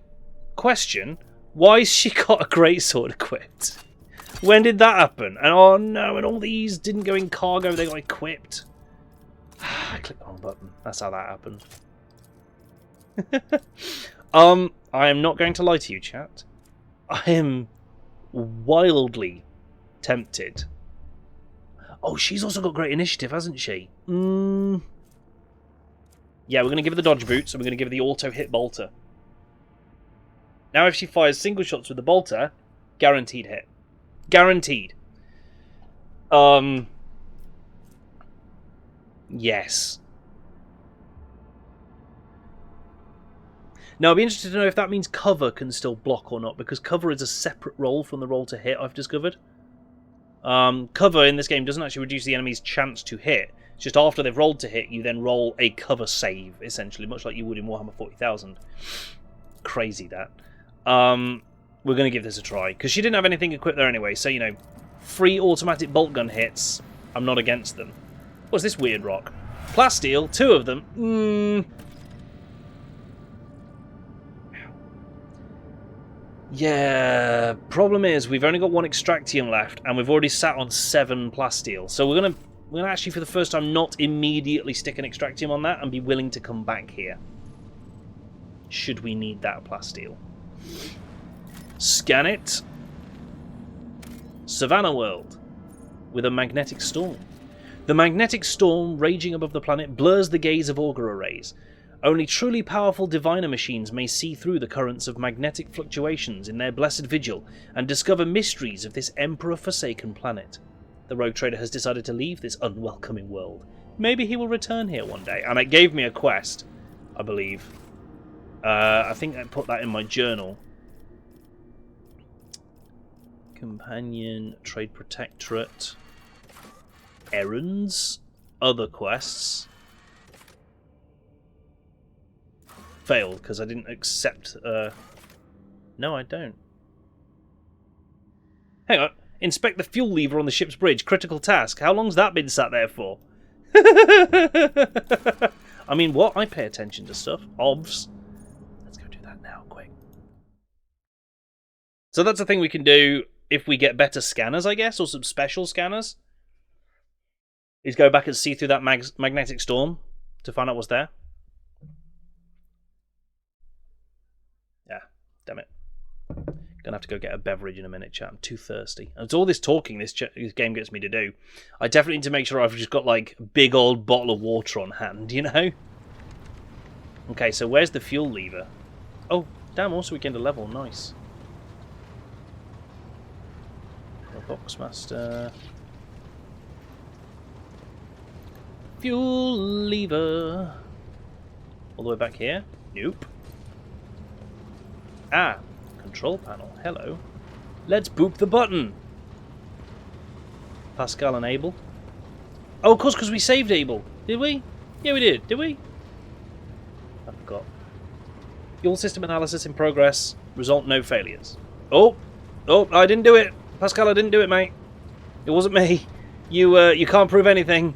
Oh, God. The tech priests are running over, tutting and rolling their eyes. Or an augur follower, yeah. Something like that, right? That would work. Hey, everyone, it's fine. It's fine. Does that change now? Critical tasks? Ooh, the Vox system. Meet with Vox Master on the bridge. Oh, okay. So we do need to do some stuff. Hang on. There's some vital maintenance that needed to really happen on board the ship. Probably a bit before now, you know? Vox Master Victus. There they are.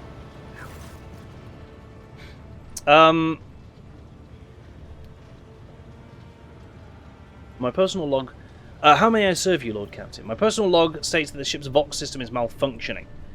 Can you explain? Lord Captain. The Vox system is functioning as expected, and no communication problems have been reported by any of the crew. Please allow me to check the system's calibration settings in your presence to alleviate any concerns you may have about its performance.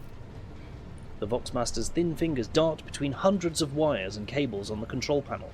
Flipping switches and turning dials, she issues commands and methodically checks the lines of communication with the crew on every deck. At last, accompanied by the sound of static, the crackling of the Vox and the flickering of signal lights, the dance of her hands concludes. All finished, Lord Captain. No issues detected. The system is working as expected. Thank you for your service, Mistress Tolliman. Lord Captain. She offers an unusually deep bow, likely using it to mask her confusion. Who's putting these weird jobs in my... Visit the Forgotten Twins star system? Why? Who's writing these? Is of particular interest to the rogue trader.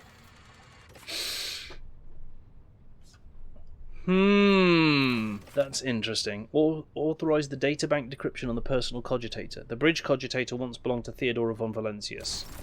Where is that? Where is it? Oh, is it this? Is it these?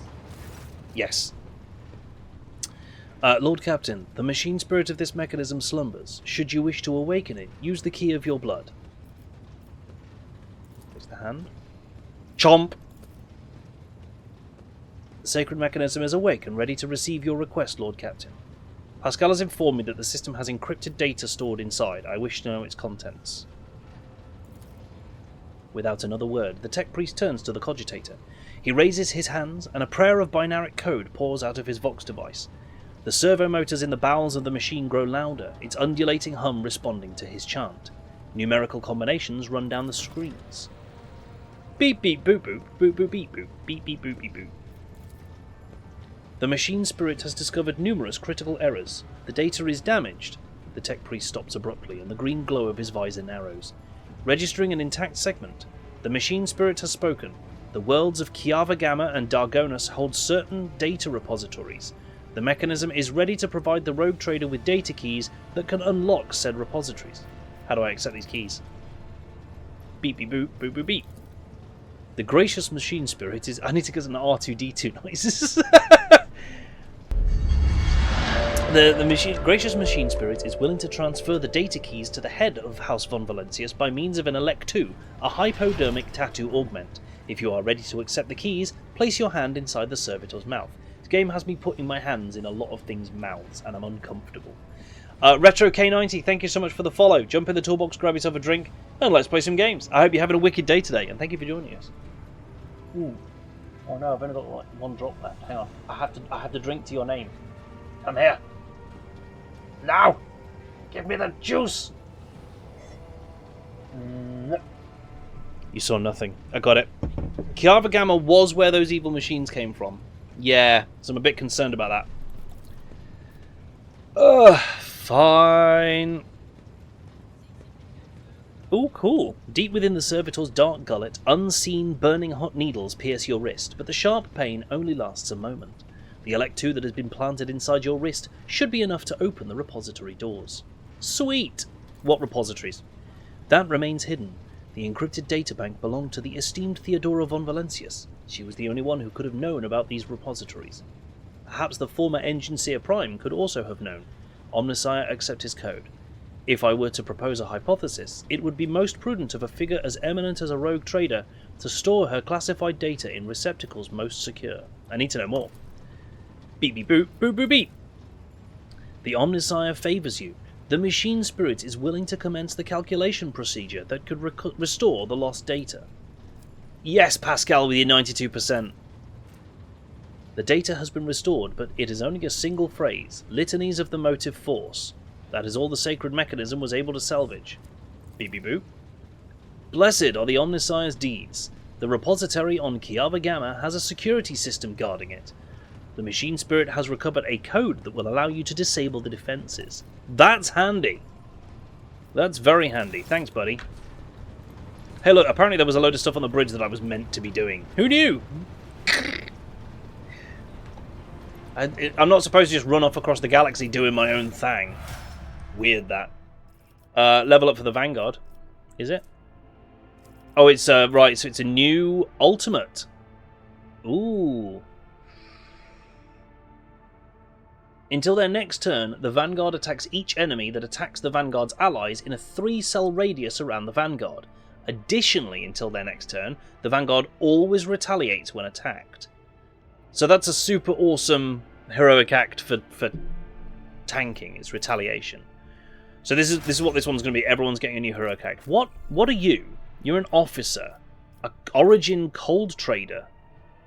That's different. Gunslinger. Weapons in both hands. The attack from the second hand doesn't cost any additional AP. She's your pistol user. She is your pistol user. Straight up. She can use Fellowship or Intelligence for intelligence-based skills, whichever's higher. Okay. She can reroll failed commerce checks. Nice. Cold Trader's Acumen. Reputation level grants additional bonuses. Hello. Oh, damn. She's potentially actually really strong. Oh, it's really annoying. I didn't want her to be really strong. I wanted her to be pants, damn it. She's really good. She's an officer that could become a grand strategist. Swap out Argenta, maybe? Has she got any proficiencies for cool weapons? Drakari and Eldari. Hello. Why'd she have to be so cool, chat? Why you gotta be so cool? That's really annoying. She's too cool. Give her the sword. I think she wants two pistols. I think literally she wants to be a dual pistol user.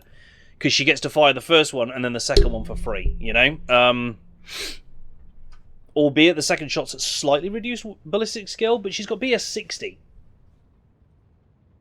Before we've even done anything. Yeah, I'm not going to lie. This is very cool. This is very cool.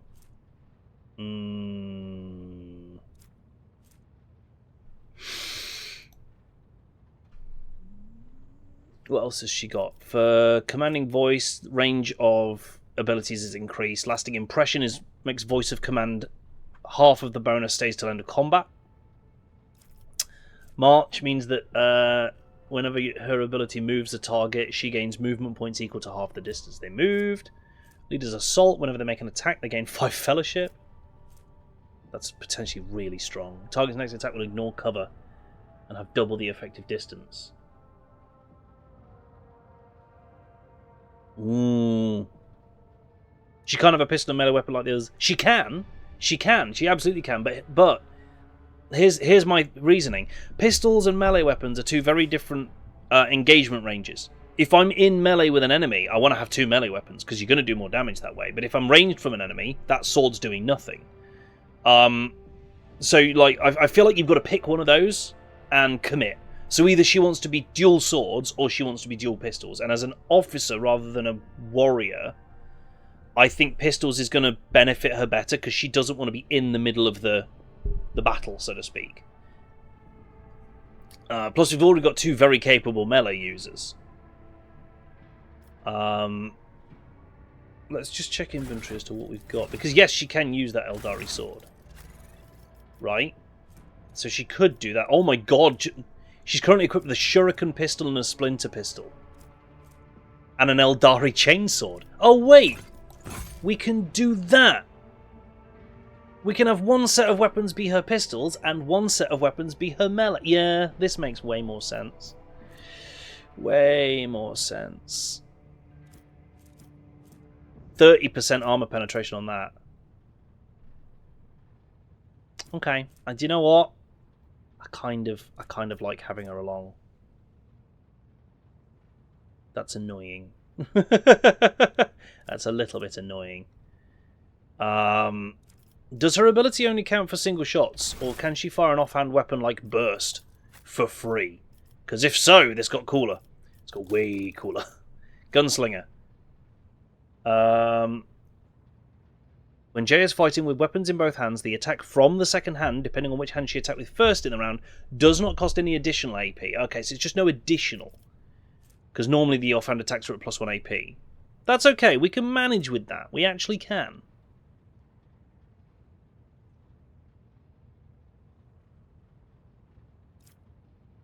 So if we bring her, who are we bringing her instead of? The obvious choice is Argenta, because until we can find a way to make Argenta more survivable, she is too squishy. As has been proven, she keeps dying turn 1, even though we just gave Argenta an auto-hit bolt gun. Yeah, I know. Let's do her level up then, and see where we can get her to. So, we just straight up pick a new archetype. Maybe make her a Grand Strategist. Grand Strategist we haven't had yet, and it'd be quite cool to have one.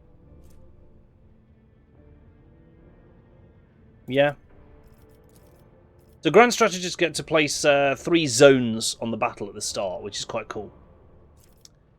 We then end up with chooses one of the tactics areas. For 1 round, all enemies in that area are forced to re-roll successful dodge and parry tests. Any enemies that suffer damage and are left with less than the Grand Strategist... Okay, so her int bonus is 3, her fellowship bonus is 7. So them added together and then doubled is 20. So any enemies that suffer damage in that zone and are left with less than 20 health just die. Do you remember the ability we got, the Illithid ability in Baldur's Gate 3 that was like if you reduce them to less than X hit points they just die? And how insanely useful that was? I'm just saying. Overwhelming Stratagem. For 1 round, all attacks by allies in that area inflict the overwhelmed effect on any enemy that fails a willpower check, which knackers their ballistic skill, rate of fire, and weapon skill. Melee creatures have their movement reduced, and ranged creatures try to get behind cover. I would assume, Severin, to let you just kind of do everything, yeah. Stronghold Stratagem. Chooses one of the combat tactics areas, and for a round, allies in that area gain a bunch of armor, can't be overpenetrated, but get immune to prone. These are all really cool. And get deflection against area attacks, and they don't suffer injuries for receiving damage. Blitz. For 1 round, all allies within the range of int plus fellowship bonus cells gain the ability to move into the combat tactics area. Oh, I see. So you can like blitz all your characters into that. I see. Combat Locus. Choose one of the combat tactics areas. For 1 round, all the target areas' bonuses are doubled. That could be useful. Trench Line. For 1 round, all allies in it get a bunch of cover efficiency and reroll failed characteristic tests, and the cover can't be destroyed. Okay, well, I mean, Killzone Stratagem, straight away, great fun. Great fun. Plonk a zone on top of the enemy's heads, tag it with the Killzone Stratagem, and open fire. Because that lasts for the rest of the round. Big times.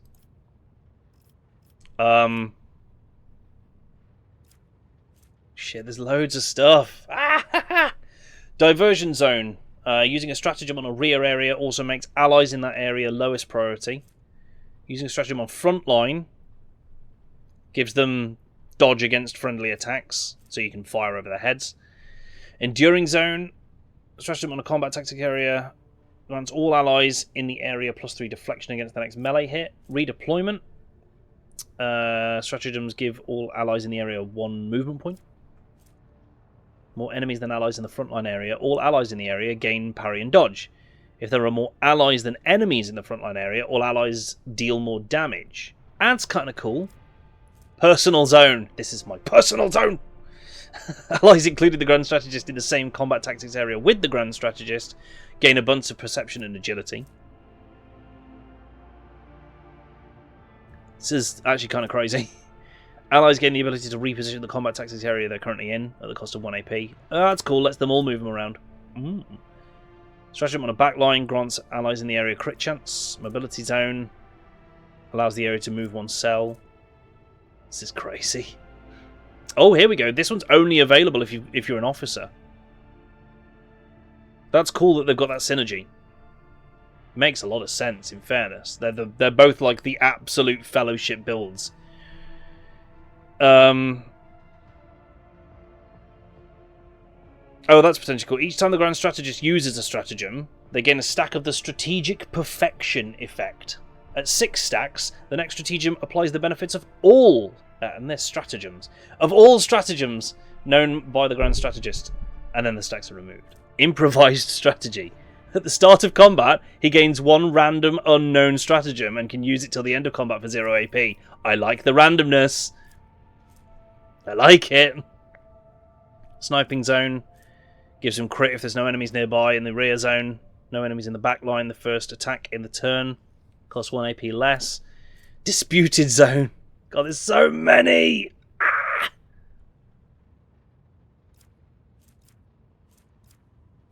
Respite zone. Hit rear. Rear zone are healed by medkits for more. Inescapable zone. Daunting zone. Opening strategy. First stratagem used in a turn can be used a second time for 0. Well, I am thoroughly confused as to what's going to be the best to get.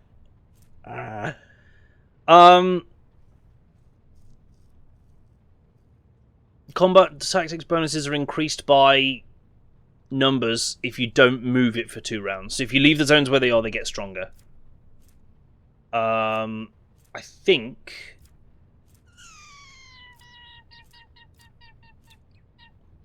the adjusting front line is cool. If there's more enemies than allies in it, all allies get parry and dodge. So if we're outnumbered, we get defenses. They scale with int and fellowship. So the fact that she's got lots of fellowship is a good start. And I think throughout this archetype, we'll see if we can buff up her int as well. So some do int and fellowship. So a lot of them are int and fellowship. Some are just int, like this one. And I think I did see some that are just primarily fellowship as well, but I'm not digging through for all of them. I'm going to get adjusting front line. And then this, take and hold. Choose 1 combat tactics area. Every ally inside that area gains an additional turn with 1 AP and 2 movement points at the start of the Grand Strategist's next turn.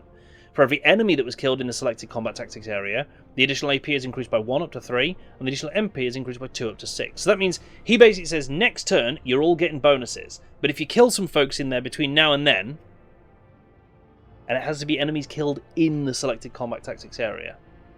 So the enemies have to be in the area? Don't know how much I like that, but we'll play with it. Okay. That's kind of cool. And then... what other equipment has she got? She's currently just got the armoured body... oh god, just an armoured body glove? Put some sin skin on, love. She needs like 1 more point of agility and she'll get the dodge bonus. But at least it's given us some more armour. Regular improved body glove. Ugh, no. 3 more movement points, why not? What's the cloak you've got on? Mimic fibres blend the coloration of the wearer into their surroundings. The cloak grants the wearer plus 10% dodge. She's a bit of a dodge machine. Little bit of a dodge machine. You don't want that. That is not for you. Have these grenades instead. Why not? And then she's got like nothing on her head or any trinkets or gloves. We've just given away most of our cargo, so we're going to have nothing, are we? Oh. That is bonus to commerce. I mean, I guess she's quite good at that, actually, so maybe. I'm going to leave her using the Eldari pistols for now. Using grenades costs less and enemies suffer more damage. Yeah. Just 70 Medicaid. That's pretty nuts. That is pretty nuts. Oh, here we go. Here's some other stuff. No. Tech use. Law Imperium. 5 bonus to all Xenos. They also grant a 10% hit chance against Xenos. That's not bad. Not bad at all. Let's pop that on for now. Add to inventory, add to cargo. Okay, let's do that. So at least sometimes she's blind. Oh no!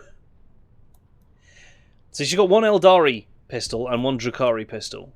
The Eldari is a shuriken pistol with a rate of fire 7, which is pretty beefy. They're quite short range, the pistols, so she is going to be in fairly close most of the time. But that takes 7 shots, and that takes 6. Fairly decent armor penetration on them. That's not bad.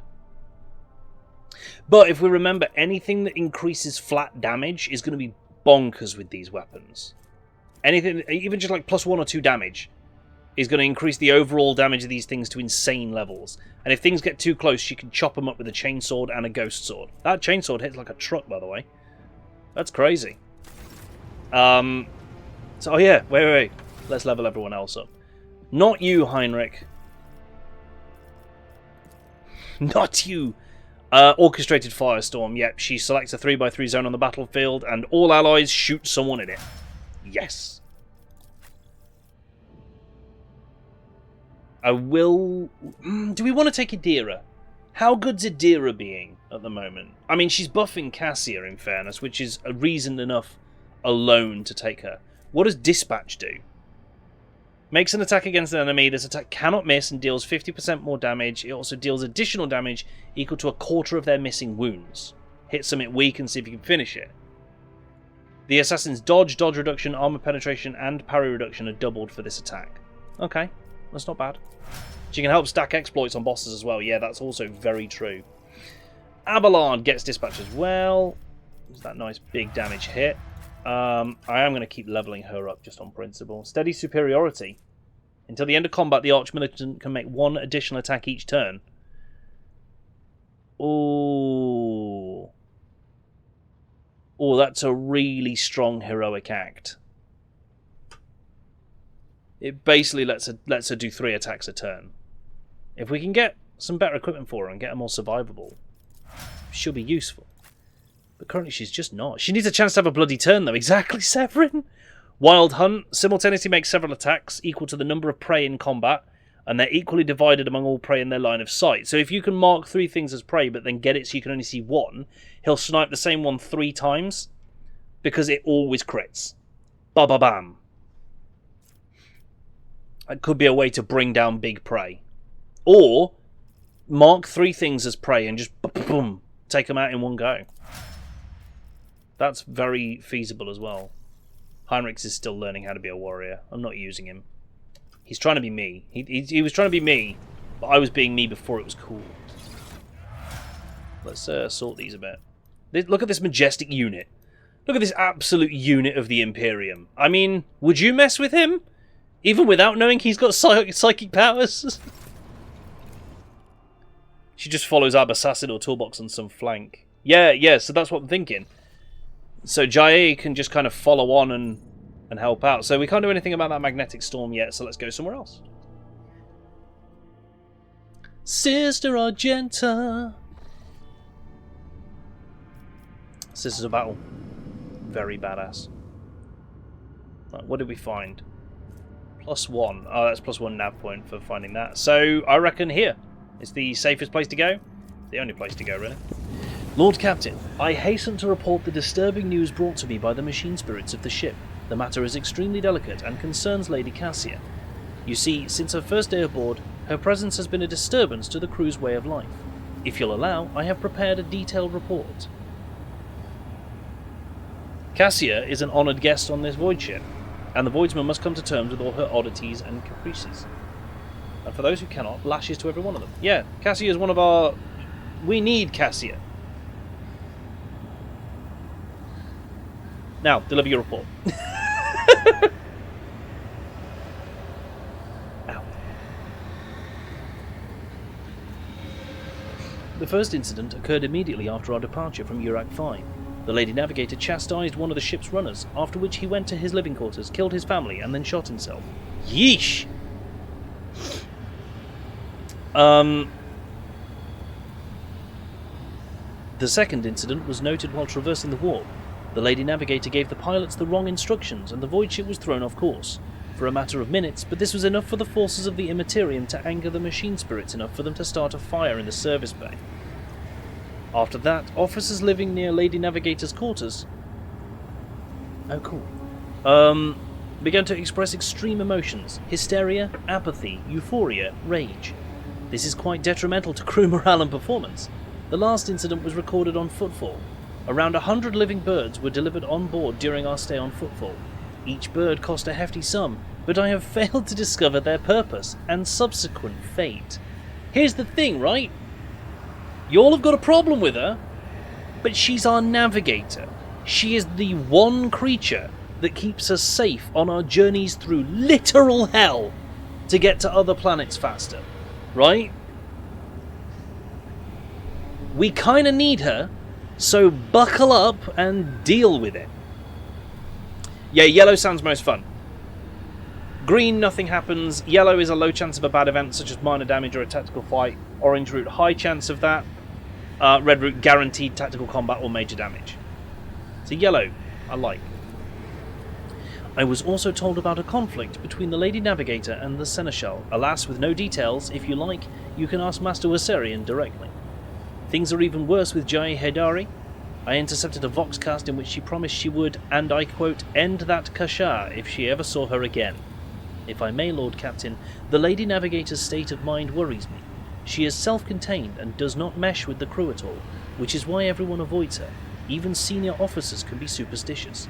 I fear only you are in a position to talk to her on an equal footing and improve the situation, for the sake of the crew's safety and that of Lady Cassia herself. I get what you're getting at. I do. I do get what you're getting at. However, doesn't make me the happiest. Ooh, what have we got there? Rebels? Yeah, Rebel Imperial ships for a guess. Let's pop to the bridge before we take care of anything on here then and see if we just go find Cassia. I imagine she'll be somewhere on the bridge. Usually our whole crew hangs out on here. It's very crowded on this bridge. Very crowded. Everyone's up here, doing whatever they like. Camp talk time? Camp talk time. Give Cassia the camp talk. Now look, Cassia. I get it. She's right down there at the front, look. Cassia. There she is. Just chilling with you. Words cannot describe how boring the bridge is without our stimulating conversations. I've heard some rumours that you're not getting along well with the crew. Panic flashes in her ruby red eyes, and your heart starts beating a little faster while your hands go cold. Not here. I'm begging you. Aren't noblemen supposed to discuss such things away from the servants? Let us go to my study. No one will disturb us there. Then lead the way, and I will answer all of your questions. Cool. God damn it. What is it you wanted to talk about, Lord Captain? I have nothing to say to your unfounded accusations about my conflicts with the crew. I cannot recall my having a single quarrel with any of your people during my entire time aboard. The messenger you rebuked butchered his own family and then killed himself. I haven't rebuked a single errand boy on this ship. Ah, I think I remember. A kind young man with a shy smile and skillful fingers with too much rotten ochre on his shoulders. I grew tired of the disgusting colour and advised him to lighten his burden by casting the weight off his shoulders. He did not come the next day, or ever again. Jeez! Cassia! Oh boy! Darker is the fact that guy saw his family as the weight on his shoulders. And none of that is good. None of that is good! During the warp voyage, you gave the wrong orders, which led to the vessel shifting off course and the service bay being destroyed. I saw something in the warp. Something vast, predatory, shimmering with indescribable colours. It came from nowhere and stared at the ship with hundreds of hungry eyes, right there in our path. I decided to change the course while it was still possible, but did not want to sow panic. Would it have been better to tell the crew we were heading straight into a monster's gaping maw? That's fair. No, that one's fair. I'm with her on that one. The officers are reluctant to be quartered next to your chambers because of the constant emotional outbursts it causes them. Some even maim themselves and others. I already told you I cannot control my abilities. What else do you want from me? Will I be assigned a pariah chaperone, or will you put me in suppressing shackles? And would you mind telling me what you need 100 species of bird, and what you used them for? Admittedly, I am at a loss myself. Great! The day we arrived on Footfall, I sent a request to the ship's quartermaster and asked him to get me a songbird, but he never asked for clarification, and shortly before we left I had a countless number of cages delivered to me, all wrapped in bright red panic with flickering tints of fear. There was a bird in every one. I was so excited I thought I would have 100 friends instead of just one. They were squeaking so piteously I let the poor things out. I even fed them my breakfast and dinner. But the stupid birds would not stop chittering even after bedtime. They were dashing about the room, smacking me in the face with their wings, and defecating. I became angry, and suddenly they started pecking at each other's eyes and attacking me. Then I became afraid, and they fell over dead. I do not think I want to keep pets anymore. You think? I think I've heard enough. Will you share your thoughts with me? You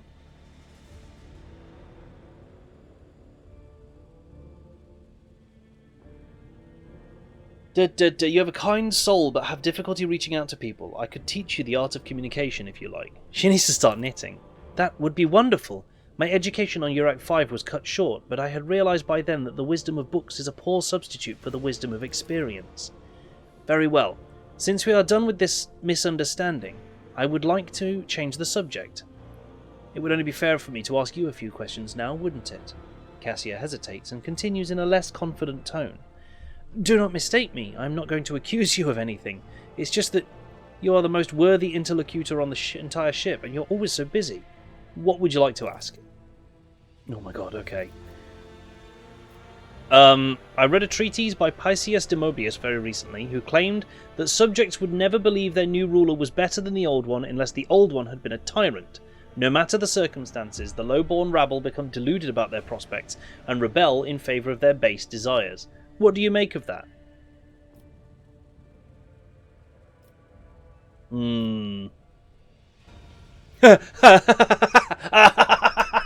Forgive my temerity, Lady Cassia. I was looking into your eyes and I completely forgot your question. Do we put the Riz on? Is this the point where we put the Riz on? Or do we use the commerce or the law imperium successes?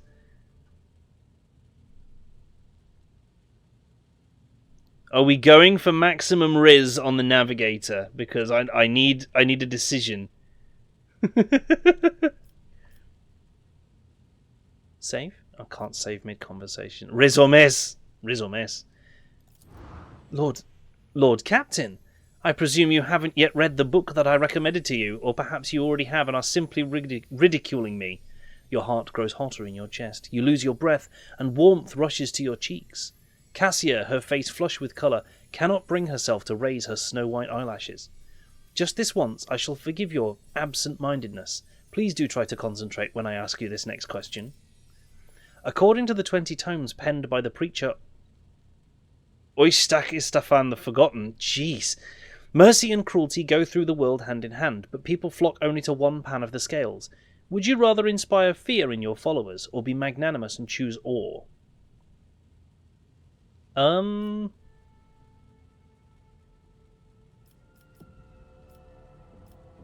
Oh, these are all not great. Oh, I'm not good at talking. I'm not good. I know talk good. I mean, this is fairly good. One must be a tyrant, a friend, and a jester to one's subjects. What matters is that to clearly discern which role is required at a given moment. Yay! There's so much power in your words, power that makes me want to join you. I understand now why your subjects are eager to follow you. Hulk smash! We may not think alike, and I do not always understand your motives, and yet, may I be candid with you? Continue. I must confess that I can hardly bear the burden the house has placed upon me. I feel I'm not doing my best. Tell me how you, heir to a protectorate, can bear the responsibility for billions of lives day after day and not stoop under all the weight. It's not always easy, but I try to lead the dynasty towards prosperity by worthy means. Thank you for your patience in the toolbox. You are helping me to see the world in different colours. A novel experience for me. Our conversations hold a special place in my heart. Allow me to bid you farewell for now. I'm heading back to my chambers to consider today's conversation. I don't think we wasted the Riz option. I think we just needed to make sure that we keep taking the Riz option every time it comes up. I think that's kind of key here. Never let up on the Riz. That's what we need to make sure.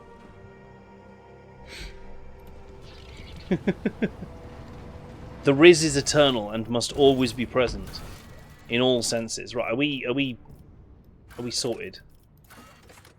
Yes, I think we are. That was a companion quest, probably. Stranger among her own. Done. We sorted it. We've sorted it. It's fine. There's no problem here. Quickly to the Expanse map so that we can continue exploring. Talk to Jai about the communication. I don't know. The quest was marked complete. I'll have a look at her in a bit. I want to get scanning. See if we can find some cool stuff. There's more adamantine there, but we don't currently need it. It's nice to just scan and know where it is. Oh no, it's not. Yeah, that means there isn't one. I thought, has it just placed one? Just took it out of my hands. Ooh, Xenotech. Right, we need a couple of bits of that, so we can hand that in, and also we can land at Augur's Anomaly. Let's just hand this contract in. Shadowy dealings. Ba-boop. 3 more points of profit factor. That puts us on 38, and means that we can actually buy some more stuff now. Augur, yeah, scanners, right?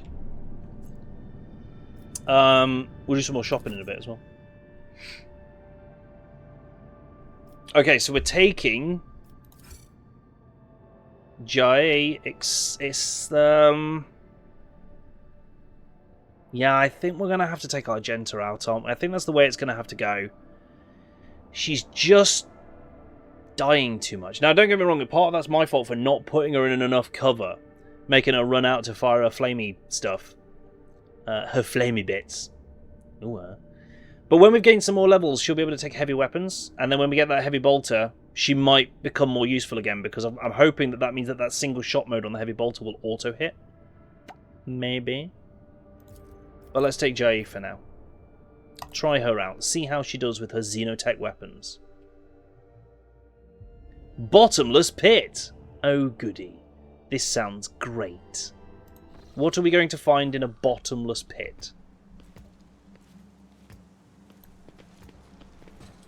If such is the Emperor's will. Goods. Oh, in this one. It's a good start. Love finding some goods. Alright, let's go around the outside. Whoop. Steady. The whispers told me a secret.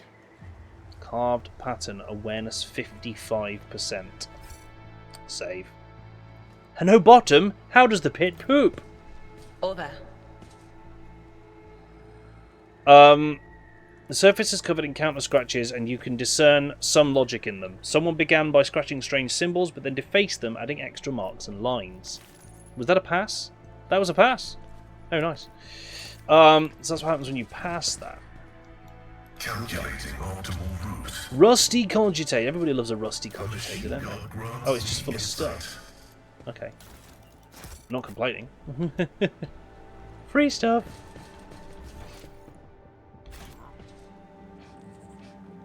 Rusty bridges over dusty trenches. Yeah, boys. Oh, I think I've found the bottomless pit, chat. I think I've located it. Numerous ropes and cables end abruptly at the very edge of the pit, vanishing into the gathering darkness. Darkness swirls beneath your feet, a void of impenetrable gloom. You do not hear a single sound from the depths of the pit. No wailing wind, no rustle of dust. Examine the pit. The bright daylight cannot pierce the darkness lying over the slopes. The longer you look into its depth, the stronger the feeling grows that this darkness isn't just an absence of light. It is something immeasurably vast, endless, capable of reaching the farthest stars or swallowing a galaxy. Through sheer force of will, you avert your gaze. Creepy. Idira tilts her head to the side, listening to something.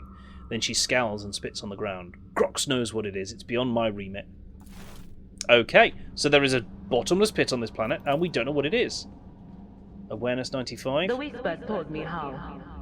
Barely noticeable words in shaky handwriting read, touch the darkness and the darkness will accept you. Oh, You're telling me don't you trust me? I should poke it. Basically what you're telling me, right? Save. Do I now have the option to poke it? Yes, lean over and stretch your hand into the darkness. At the edge of your consciousness, you sense something slimy and intangible answering your invitation for contact. It seeps into your thoughts, tasting your emotions. Surprise and curiosity envelop you, but these feelings are not your own. Ooh. Try to dominate the entity. Ooh. You subdued the pit! I just got an achievement that said, not so bottomless pit. You subdued the pit. You feel your way to the barely tangible edges of the entity's consciousness, separate it from yourself, and squeeze it until it is reduced to the size of a bead. The entity trembles, trying to break free of your mental grasp. Surprise, rage, elation, and fear replace one another.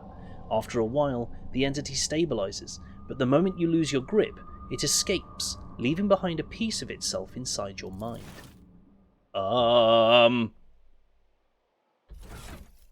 Was that a good idea?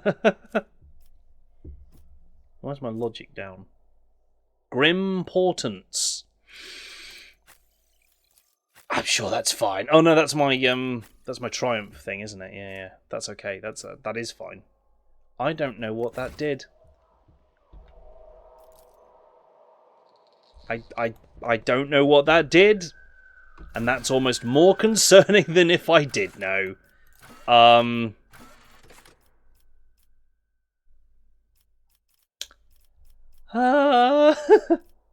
What did I do?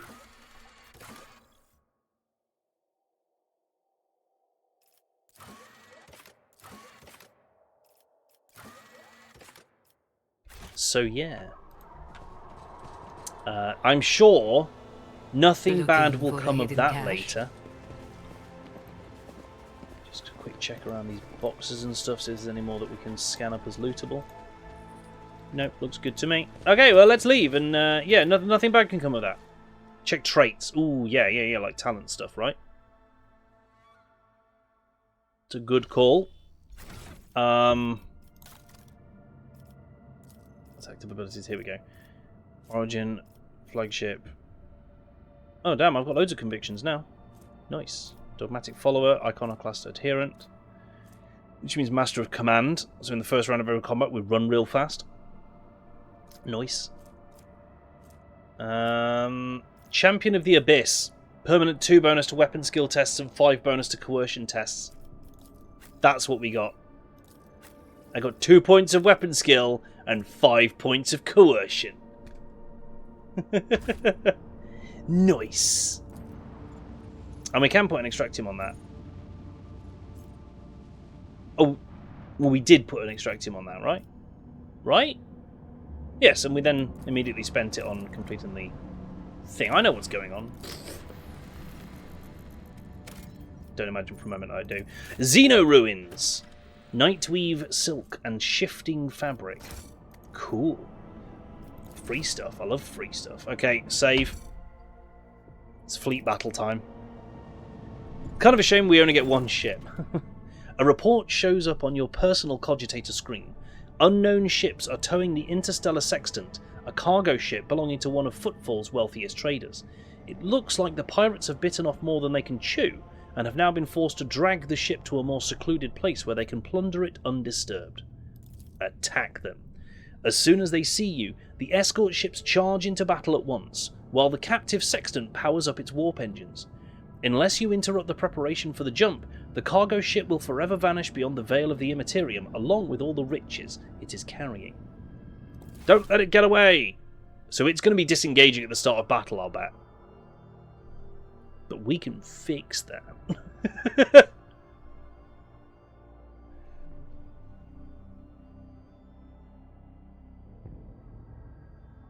I lift up my voice in prayer for this vessel and its there it hallowed is. guns. The Interstellar Sextant. And then we've got a Cobra class. Oh god, there's like loads of Cobra class. And a Viper class. What's that got? What are you when you're at home? Torpedo tubes and 2 dorsal grav culverins, which are pretty hard-hitting macro cannons. It's possible, not definite, but possible, I've made a tactical error in engaging in this battle. Thunderstruck macros are 21 damage. Okay, right, pull forward. Boop. That's good damage. That's the one that lets us new heading. That's the one that lets us fortify our shields. So, yeah. So what do I need to do to this? It's disengaging in 4 rounds. Do I need to destroy it or just damage it? Like, I don't... Or do I need to kill all the other enemies? I don't fully understand what's going on here as to what I need to achieve. You know? Right, we can do dorsal boys at this as well. Dum dum. Oh, so close to dead. So close to dead.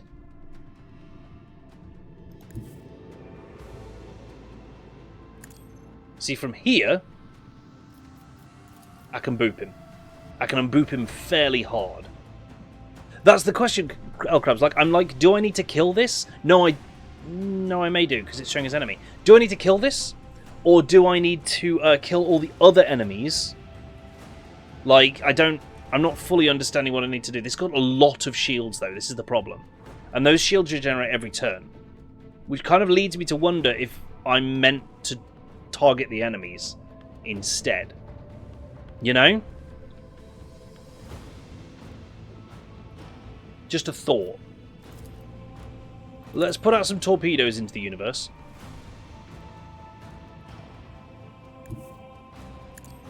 We can do this. Fire off the port, boys. See, that's just... it does tiny bits of health damage. Okay, okay. Oh crap, that's the end of my movement. I didn't manage to get the lance into... Balls! Right, where am I going to be hit from? It's very hard to say.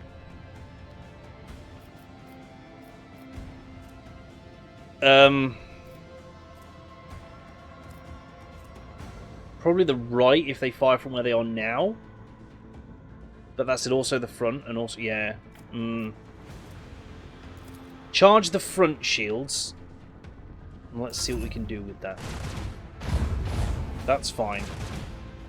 That's mostly fine. So as you weaken shields, I think you're more likely to punch through and deal damage to the stuff inside. I think.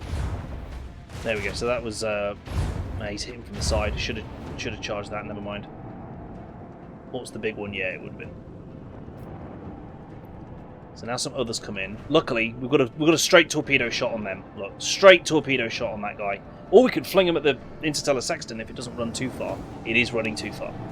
Noted. That thing is on the move. Right, torpedoes. Yeah, you're not catching up. So we're going to do that. And get them. Good. They're disengaging. So they're not technically a threat now. But just to make sure that they stay that way. Good. We then need to... come about this way. And go for the absolute point blank with the port guns on this guy in the hope of finishing him. 9 health to kill. Done. Right.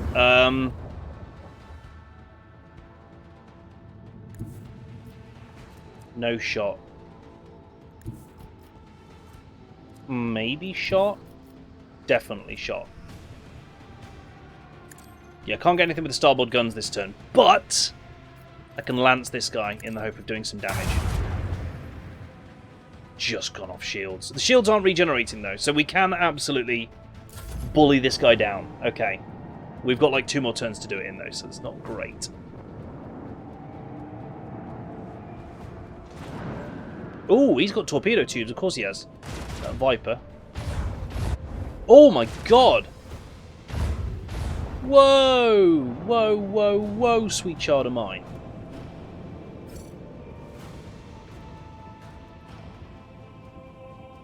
Okay, we want to direct as much firepower at him as possible then, and I've been shooting other stuff. Which doesn't technically help.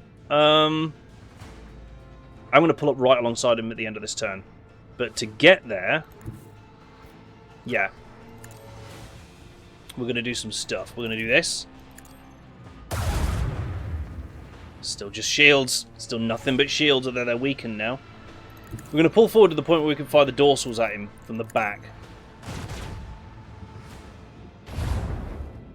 Then which are the stronger? The right ones? Yes. If I turn right now, I can probably hit him from the back with the right guns.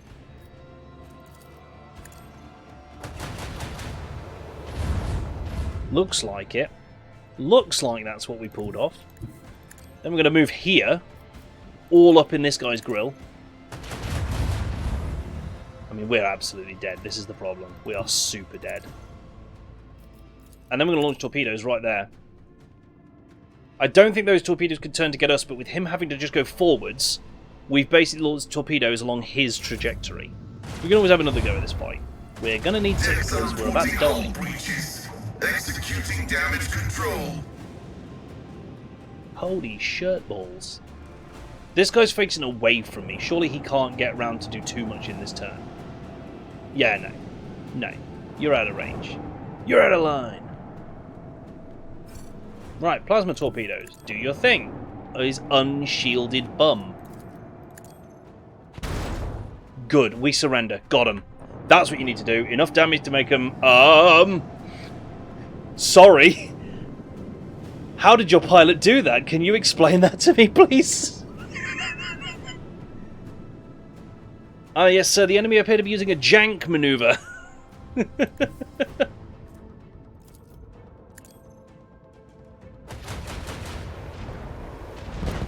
He's dead. He's super dead. Flip it. Flip it right round. And reset the shields whilst we're this far away. You have to move 2 squares forward, don't you, balls? That might actually backfire on us quite hard. Let's see what happens. Don't shoot me. Don't tase me, bro. Don't tase me. He's going to tase me. Oh, he's going to launch torpedoes. That's not actually too bad, to be honest. That lance, though. It's great at just shutting down their front shields. I'm going to go straight past him. Literally straight past him. Boop. With him on my right, is it? Yeah. No, on my left. With a strong one. Get the kill. No, not enough. So... Shit, he's going to shoot the hell out of me, isn't he? Strengthen that near tide shield, which is the right. In theory, and just hope that I survive this. It'll be fine. I'm not going to use torpedoes yet because he's about to fly straight forward and completely out of their range. Good, good, good, good, good, good. Nailed it. Nailed it. Survived those. Now I'm going to be turning to the right and firing. In fact, I might just be able to fire straight off the bat, look. He's blundered straight into my kill zone. Yeah, go dorsal. He's looking to disengage. So either way we've won. It's just, yeah, whether we can get the kill. That was a harder fight, that was. That was a much harder fight. Noted. I'm enjoying the challenge in these, though. That's good.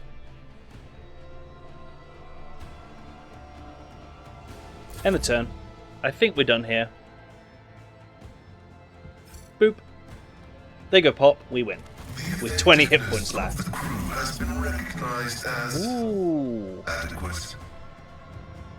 Dorsal lance weapon. Oh, yes! Yes, I love dorsal lance turrets. Come on.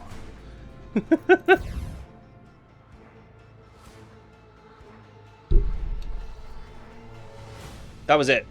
That was what I got. I'm guessing that the dorsal lance turrets were the reward for saving the ship. So we're going dorsal with those because that's a massive upgrade. We're also going to repair our hull. Most of the scrap we earn is just going straight on repairs. No, I'm not wasting scrap on a ram. I'm not going to ram enemy ships because it damages us. It's a fool's game. So that's medium range. So that's a long range lance, and that Starbreaker is a medium range lance with 32 to 40, and that's 45 to 55. But that's turreted. That can fire anywhere except behind us, which is good. Okay. Back to the Corona. We're getting lots of exploration done tonight, folks. Lots and lots. Makes me happy. Charter route. Like, anywhere. Okay, so the only way we can go is a super dangerous, guaranteed bad stuff route to Orselio Prophecy. Let's not do that. Some sort of gigantic chaos whale on the map as well. I think that'd be a bad idea. Just a feeling. We can't go to the left at all. We're seeing a big swirly mass over the cauldron. I don't know if that specifically shows something, but maybe it does. We'll see.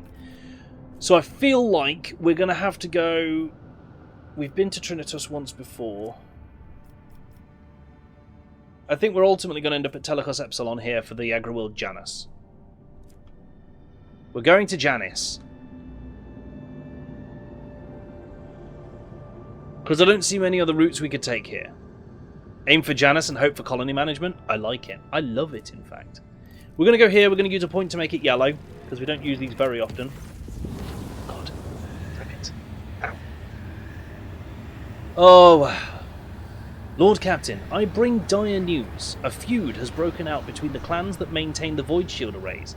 Rumour has it that the late Lady Theodora was seen on the lower decks, and so one of the families called for a rebellion against the usurper of the Void Ship, that is, you. So far, no one believes their mad tales, but unrest has begun at the fringes of the compartments. The ship's enforcers are ready to eliminate the instigating gang, or pacify the entire Void Shield crew. The decision is yours. I like having a Void Shield crew. You know?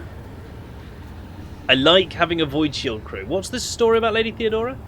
Rumours of Lady Theodora's presence on the Void Ship have been circulating for a long time and appear to be a deliberate provocation rather than ordinary drunken ramblings. Perhaps someone is intentionally stirring up the masses to rebel against you, or perhaps it is the influence of the war. Enforcers are already investigating, but right now we need to stop the conflict from escalating any further. As long as the unrest continues, the Void Ship's shields will not be operating at full capacity. Yes, it is bad. I like having lots of shields.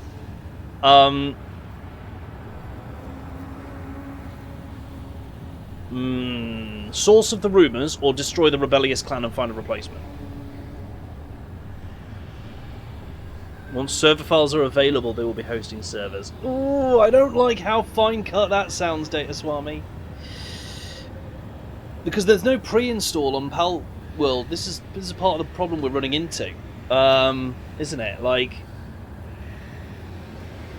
you'd hope that their plan tomorrow is to be on it at release and get that uploaded and ready to go. Like, they've got to be poised for it, because they've got to see how big this is potentially going to be with how popular it is already.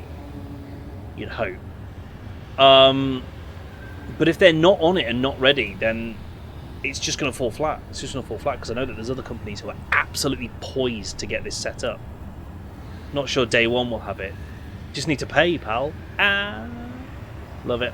Find the source of the rumours, punish those responsible. I don't want unnecessary deaths. Lord Captain, as Seneschal Wersarian would say, there are no innocents in such cases. The clans are endangering the entire void ship, tussling over a strange and obviously false rumour.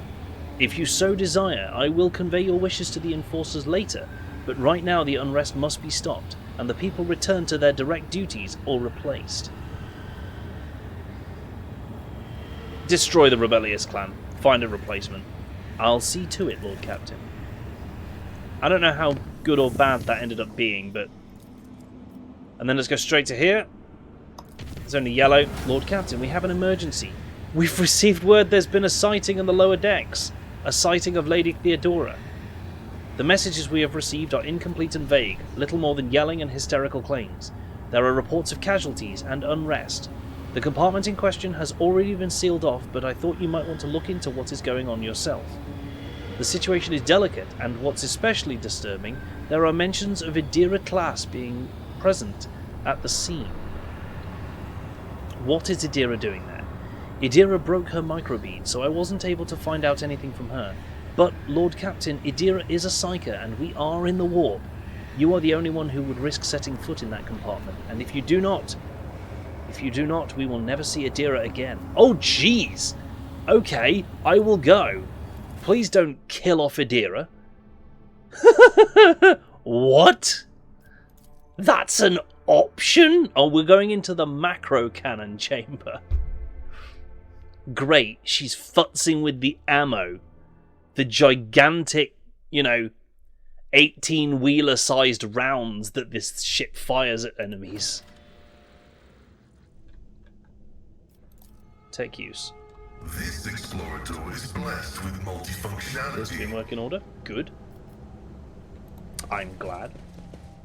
Oh god, dead people. And who now deigns to grace us with their presence? Another gaggle of heretics and traitors, thirsting to get their due for what they've done? Or is it the leader himself who's finally grown tired of hiding behind others? Theodora von Valentius is before you, and she looks grotesque. A hole yawns wide in her chest, rusted hooks protrude from beneath her skin, and a lumpen inflamed scar cuts across her throat. The figure flickers, as though it is dropping in and out of this reality. She looks at you with the whitish eyes of a corpse and smiles venomously. Rogue trader, we meet at last. I had grown tired of waiting for you to pay me a visit. Theodora's look is appraising, and her mocking tone turns to one of distaste. Indeed, centuries of selfless toil and effort, and everything I left behind has gone to this non-entity. Warp illusion. Be gone! Argenta, my dear, there's no need to make such a fuss. Why don't we sit down over a cup of recaf like we used to? I'll listen to your rapturous tales of sacred relics, portents, and your special path. You must have been so lonely without me here. No one else is willing to listen to your ravings or help you with your childish treasure hunt. Theodora laughs melodiously, almost with mockery. At the sight of the terrifying Theodora, Abelard's face turns sickly pale. Throne spare us from the cursed apparitions of the archenemy. Is that what you're truly praying for? I can hear how fast your heart is pounding, Rosarian. I think deep down you hope this apparition never ends. We've already met. Of course, boy, for it was I who gave the order to bring you here, to my ship. Oh, how I rue that decision now, and how I regret heeding the advice of my seneschal. How can this be? It is the same vision as on the officer's deck, and yet entirely different. Why does it not remember that meeting? And why does it remember what the real Lady Theodora did? Alas, my glorious voyage through life was ended in the dullest possible way, by death. A nuisance I staved off as long as I could, but do not weep for me, my boy. I am still keeping an eye on my property, and punishing all those who failed me. You're not Theodora. Theodora's dead. There's no coming back from that. I'm dead? How is that? I'm no different from those who have not yet crossed the divide between reality and eternity. I see. I speak. I remember the wrongs you all committed against me, and for those who failed me, I have already begun exacting my retribution. I truly am Theodora, the remnants of herself that she left behind in this world. I am an echo of her memories preserved in the minds of those who cared for her. I am the taste of tears, spilt for the unsaid and the undone. I am the terror of she who failed to turn the tide of fate. and who refuses to look truth in the face. I am as real as the human passions that bring worlds to ruin. If you're Theodora, then tell me who really killed you. Oh, wouldn't you like to know the answer to that question? I don't even know which would be more satisfying. To give you an honest answer, or leave you languish in your ignorance. We'll see how you conduct yourself, little boy. What do you want with me? Why are you waiting for me?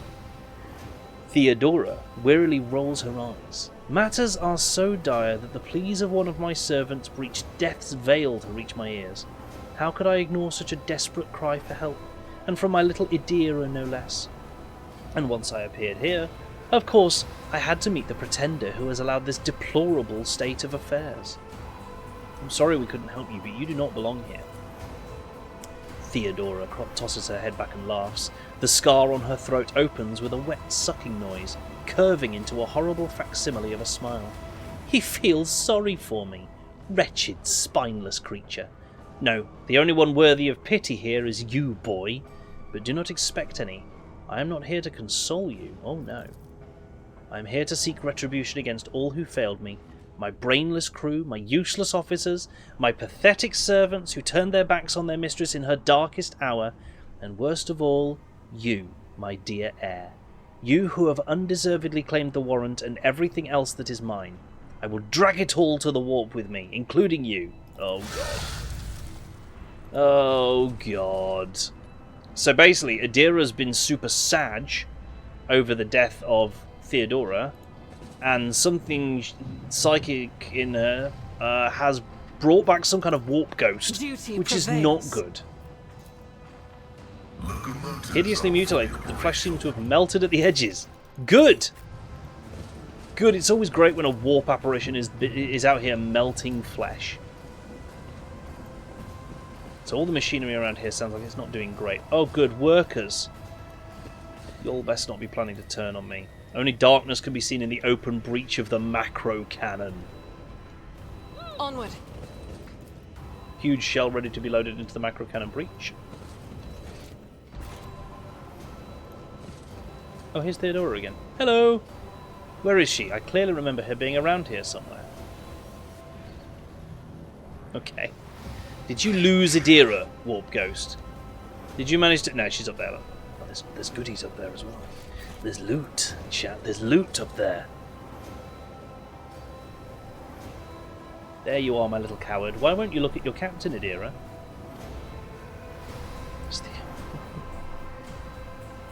This is a weird section. It's wrong. It's all wrong. Yeah, she knows.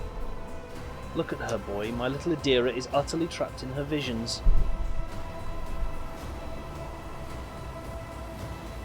No matter.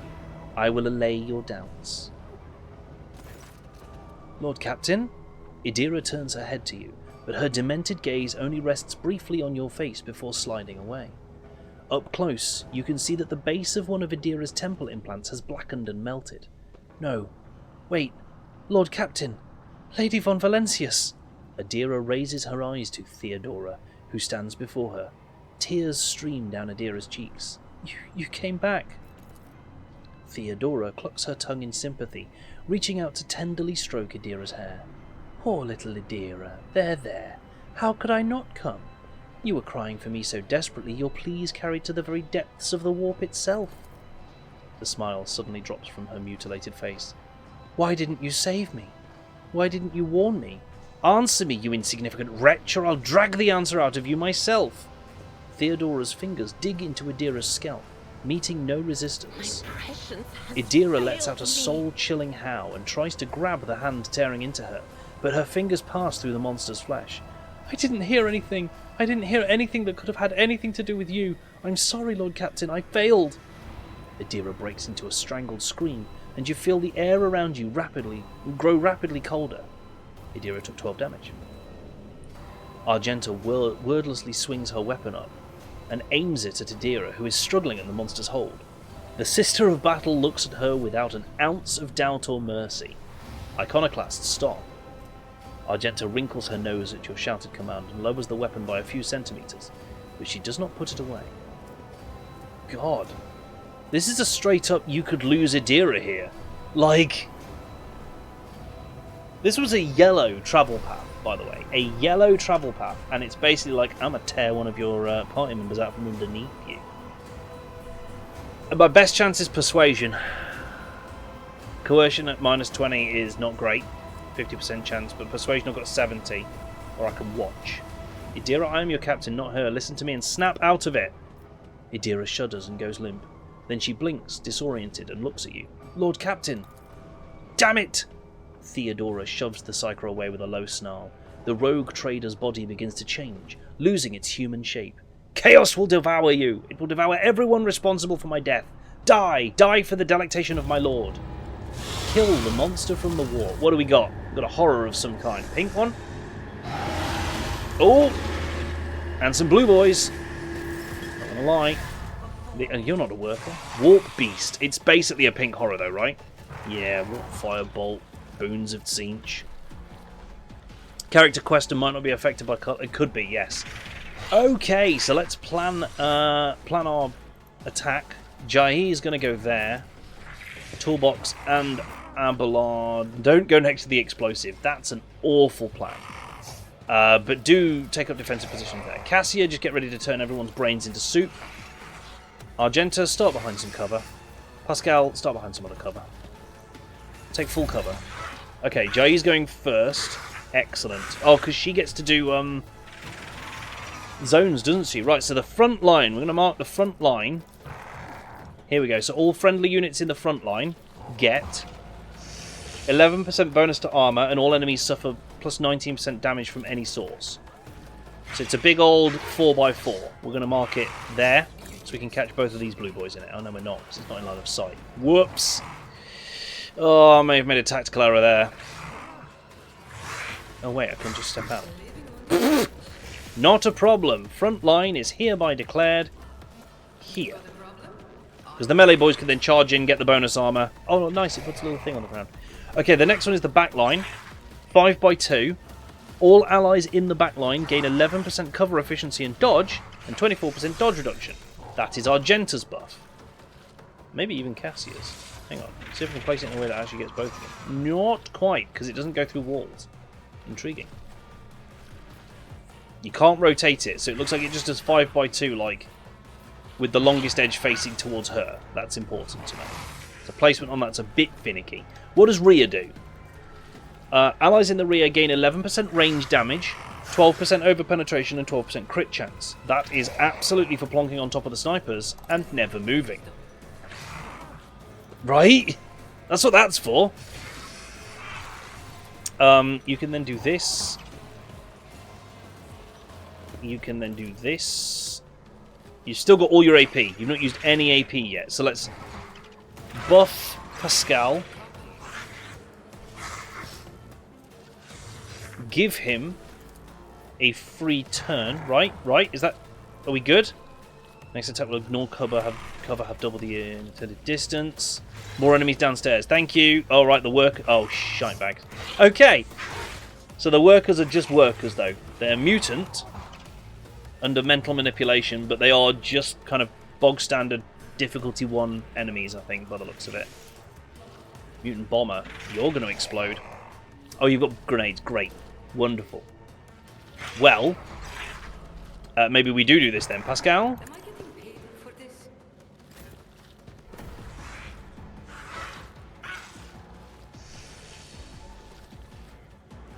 Can't move. Could have had anything that could take 2 shots, really, wouldn't it? I could yeet a grenade down there. It wouldn't quite be enough. Or I could take this shot and devastate that worker, or do a lot of damage to that one. I guess I could put some exploits on this guy and try and kill him. Let's do that. Front line, back line, rear doesn't work if the enemies are coming from multiple directions. Learning. Boop! Oh, so close. So close to dead. Never mind. It's still Jai's go. Going first is the Warp Beast and the Mutant Bomber. Oh, this one. This Mutant Bomber. Shite, there's more than one of them. I think we're getting some free grenades this turn, chat. Just a feeling. But I think we're getting some free grenades. Pistol shot. Toxic Needle. Here we go. Shoots a small sliver needle coated with viral toxins. Target must pass a toughness test with a -15 penalty or suffer, so every turn for 3 turns, 4 to 6 toxic damage. Intriguing. Pew pew! I should have got back in cover. Never mind. It'll be fine, I'm sure. Oh god. This thing's decided to have a little sit down, laugh a bit, and then do something to this guy. Warp Mist. Agility plus 30, but toughness down by 30. Okay. And a smoke grenade on Pascal. Not the most terrifying thing that he could have done. Let's run Cassia into here, so she gets those benefits. Then we can... Don't forget, every time someone gets an extra turn, Cassia gets a buff. So she's already got 1 stack of that, because now we've got Jai, she could be giving people extra turns as well. That's big. Pascal, have a turn. There you go, mate. Who's going next? Oh, we do have Adira. Adira is taking part. So this mutant is next. Probably has a good dodge chance. Not good enough! Oh boy, that's not... Yeah, let's hit this button. Plus this button to make absolutely sure it dies. And we didn't need to exploit it. It was going to die off 1 hit anyway. The exploit was overkill. We should have put the exploit on a tougher enemy. That's what we should be doing with those. Never mind. Learning. So we're already at 85 willpower. This should put up to 117. Beauteous. Then for our next trick, we're going to attempt to blow the tits off one of these blue horrors. I don't know why I chose that vernacular, chat, but I love it. We're going to use eye lasers, and we're going to... Yeah, there is actually a chance of just totaling this guy in one go. Boop! Oh! The bonus damage they take on the front line, worth it. You can move 1 zone in every one of... Oh, God! Adira is dead. Whoa, whoa, whoa, whoa, whoa. As in dead? Because she's not part of the party? I really hope that's not how this works. I'll finish the fight, but I may have to load. Just a feeling. Oh, what did he just do? Oh, my giddiest of aunts! Calm yourselves! Stupid horrors. It's very smoky in here now. It's very smoky. That's an auto hit, but only does 14 to 21 damage. Is actually pretty damn reasonable. Because what's this zone doing again? Cover efficiency and dodge, and a massive chunk of dodge reduction, which is great. Oh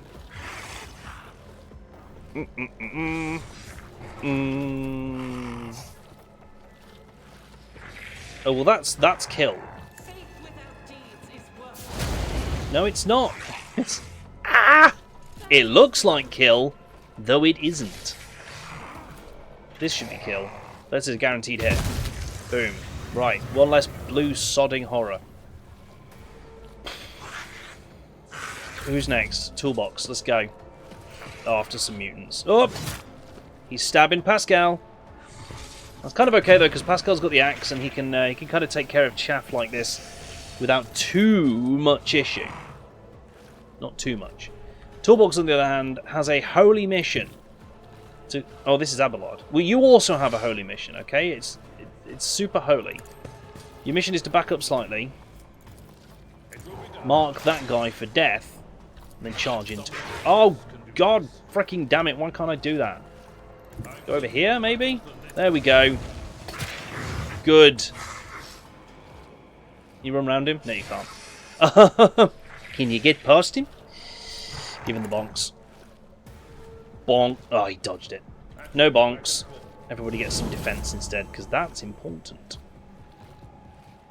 Toolbox is going to make it his personal mission to ruin this Warp Beast's day, because, oh my God!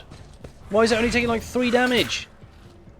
Oh, is it because of that buff? Hang on. Yeah, Warp Shield absorbs incoming damage, so, you know.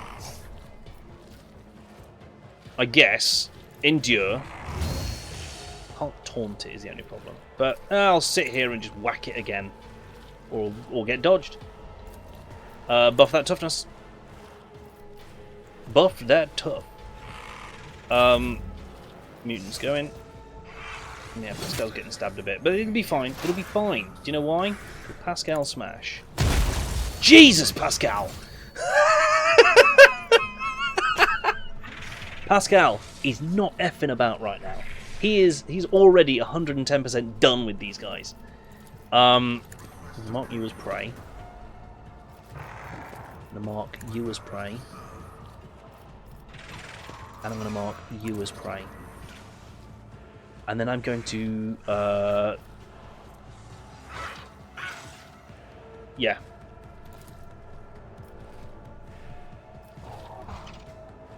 How do I do this?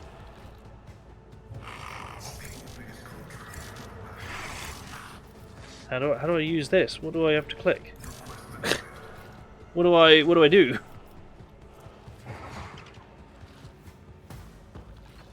All enemies within the area of effect within a 1-cell radius. I'd like to do this, please. Target is under the effect or condition. Can you not do a heroic right now? You're disturbed. Get down with the sickness. You've got no movement. I'd just love to be able to do this because I've just marked all 3 of them. I should be able to attack, right? It seems melee Pascal is not messing about either, right? Yeah, he is. He means business.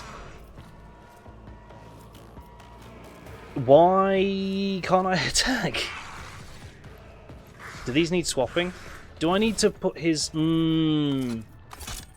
ranged weapon top so it's considered his primary, maybe?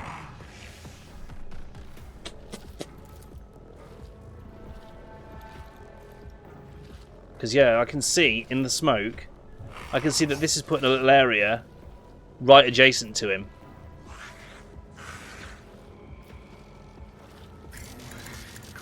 So, that's, it's not ideal. Never mind. Mark up this lad, because you're going to start sniping his health down in a minute. As much as you can, and Cassie's going to help. Round 2. Fight! Right, you've still got warp shields, so it's not worth doing anything to you right now. We're going to leave the zones where they are. And we are going to charge this zone with insta-kill if he goes below 20 hit points. Because... oh god, I just realised something. If she runs to there... oh, I know why he can't bloody shoot anything. He's in the middle of an assload of smoke. And I think that prevents him from being able to see. Technically, he has no line of sight to the enemy, meaning he can't shoot the buggers. If, however, he were to move out of it, he might stand more chance. Here's what we're going to do. Here's what we're going to do. Me and the boys are going to mess you up. Okay, so we need to be handing out free turns whatever we do. So Pascal, you're up, hun. Oh, I've run over here as well. Good! Good, Johnny. That's exactly where I wanted you to be. Okay, do you know what? Total him. Just pew pew, dunzo. More exploits for him. Because that's the other benefit of bonus turns, right? It's just stacking exploits. Got a horrible feeling that Idira's proper dead. Horrible feeling Idira's not getting up from this one. I don't want to do this just yet because I need that warp shield to go away, and then I can just buff either Toolbox or Pascal with the free turn and go absolutely ham. However, I have left myself between a rock and an exceedingly hard place. So, pew pew. We missed with the Toxic Needle as well. Well, Jai, it's been a good first run for you, hasn't it?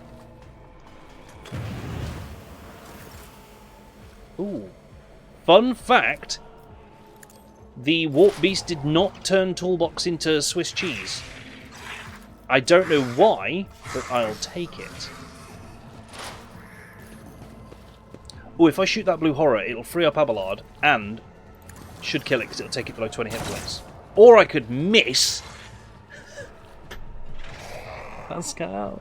Pascal! Why you got to XCOM me on these shots that just matter so much? Never mind, it's fine. It's okay. It's all good. In or around the hood. jeez. She can still do reasonable damage to that thing. 65, even with the warp shield on. Buff up Toolbox. And that was without hitting press the advantage as well. I could have had a big old bonus damage to that. Blue Horror did nothing that turn either. Not that I'm... Ow! Stop throwing those bloody things at me. Absolute cockbag. Is it you? Is it you that's doing it? It's you. You bastard. I see you. Now, it's only single shot bolt gun attacks that always hit, but, you know, I never want to shy away from a chance to hit a few more times, so let's go ham. Good. That was efficient.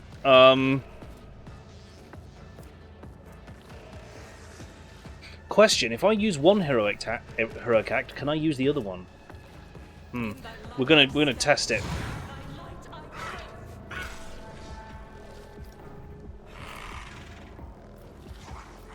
So put that in a place where it hits him.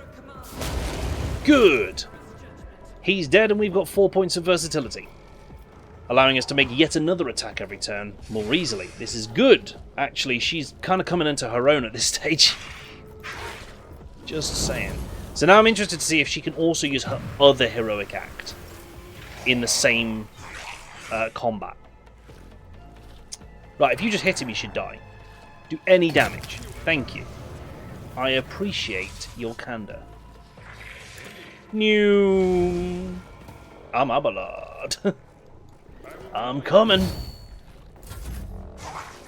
Right, it's Toolbox's turn. I'm going to start by doing this, and then we're going to start whacking.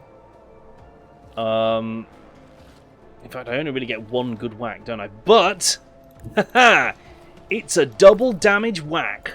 Oh, no, it's not. Oh, maybe it is. Let's find out. Whack! Yes, it basically deals the damage twice, look. And then, oh, we can't move afterwards. I can't really charge back up to it. I'll do that so I'm next to it. Pascal, you're not shielded anymore, are you? Ah, you're not. It's time for Pascal to start shooting your face off. Thanks. Boop. Yeah, that's good. That's good. That's damage. We love that. Love a bit of damage. I should be using that ability that reduces armor, in fairness. Jay! Yeah, just, you know, give Pascal a free turn. It's basically what all you officers are here for. To be fair, she could do more damage, actually, if she repeatedly gives Cassia free turns. Yeah. Argenta seems strong, just don't frontline her with no cover in line of sight of every enemy. Yeah, I'm getting that feeling, to be honest with you. They lay more exploits on that, but also, at the same time, let's get rid of one of these mutant bombers, please. Thank you. Oh, he could also do a dismantling attack, which would be a great idea on this guy. Boop. Miss! Bitch! This attack always hits. Like, how? How? It literally... Owlcat, I've found a bug in your game. I have found a bug, because there's the only way I can explain why Pascal misses so often with an attack that says it always hits. You know? That's all I've got for you. It must be that that's what's happening. Right, Jae. I want to see what happens when she goes ham with these guns. Oh, she's got a free attack. Why has she got a free attack? Not that I'm complaining, but she has a 0 AP cost shot. Something is doing that. Heroism. Oh, whenever a heroic act is used in combat by any character, the officer's next attack will cost 0. Let's go! I can do that with the right. That's the shuriken pistol. Don't get too cocky. Jeez! Jai, that was bad. I'm not being funny, but that wasn't good. Also, have you lost a bunch of AP somewhere? Because she only used 2 AP, but she's already run out. Which is interesting. Wolbeast used Talon's hands. I did something to not get affected by that. Parried! Good job. Go team me. Spike! coming in with the raid. Welcome, Raiders and Spike. Ladies and gentlemen, this is the wonderful Spike RPG. Go and check out their channel. Do it. Give them a follow. They're wonderful. Spike's part of the Shadow Knights, a gaming clan that we regularly play games with, and you were playing some Valheim. How is Valheim now, Spike? How is it doing? How's it feeling? How's it playing? Did you win? These are the important questions I have to ask. Falgard, you count twice. Damn Skippy. Yeah, you've only got 2 AP as well. Why has everyone got so few AP this turn? What has happened? Oh well, time to melt some face. I can do this twice. Boop. And boop. And she takes a bit of direct damage when she does the second one, by the way. But, oh yeah, they split. Oi. Death by trees on more than one occasion. Valheim. Yeah, the trees are one of the most deadly enemies in Valheim. I remember that. You got to watch out for them trees, man. Right, buff your ballistic skill. Try and stay in this zone. But let's take the free bolter hit. Because why not? And I didn't do a single shot last, so that turns versatility up. That is currently just increasing... Oh no, I do now deal bonus damage because I've hit 4 stacks. Ooh. You started fresh and took down first boss. Nice. That's a good start. Veil from 3 to 17. Oh, I think that's because we split the... Oh no, yeah. Yeah, it's probably because... No, it's not. No, it is. I imagine that is because of the... Something the Blue Horror did then. The ability Ethereal Flames. Veil degradation increased by 1. Yeah, no idea why it jumped up to 17. Unless it's their ability. I think they've got like a... Hang on. At the start of each of the demon's turns? No.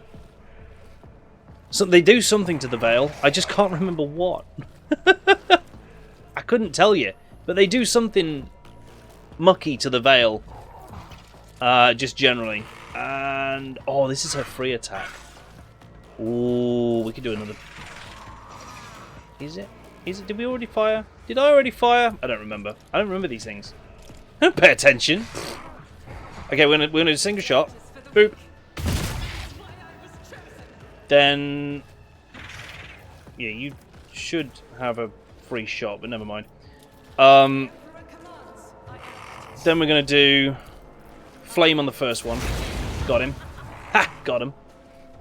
It's a fun sport to kill people with. It is. It genuinely is. Also, I remember it was a way to chop down trees that you didn't yet have a good enough axe for, is using another tree. Strongest axe in the game, that. Another tree. Abelard! I now have 2 characters with thunder hammers, by the way, Spike. It's great. As they carve their way through demons. Or a troll. Trolls are great friendly lumberjacks. Trolls are excellent friendly lumberjacks. Ow! Stupid Blue Horror. Hey, hey. Stop it. I kicked him across the room. Also, Adira's alive. Whew! I'm glad. Yeah, I'm glad that didn't just auto-kill her in one hit. Oh, dear. Adira stares at you with crazed eyes while clutching the wounds on her head. At first, no sound comes out of her moving lips. Then she coughs weakly and whispers, "Lord Captain, is it really you?" Argenta trains her weapon on Adira and watches you closely. I like that one of the options here is just, Sister Argenta, do your duty. And that means kill the witch. But the witch works for us and she's not a bad sniper, so... the Abomination claims you called her. Is this true? Me? Did I... Yes, Lord Captain, I think it was me that called her. I can barely remember. The voices, my old good whispers, they suddenly turned red, sharp.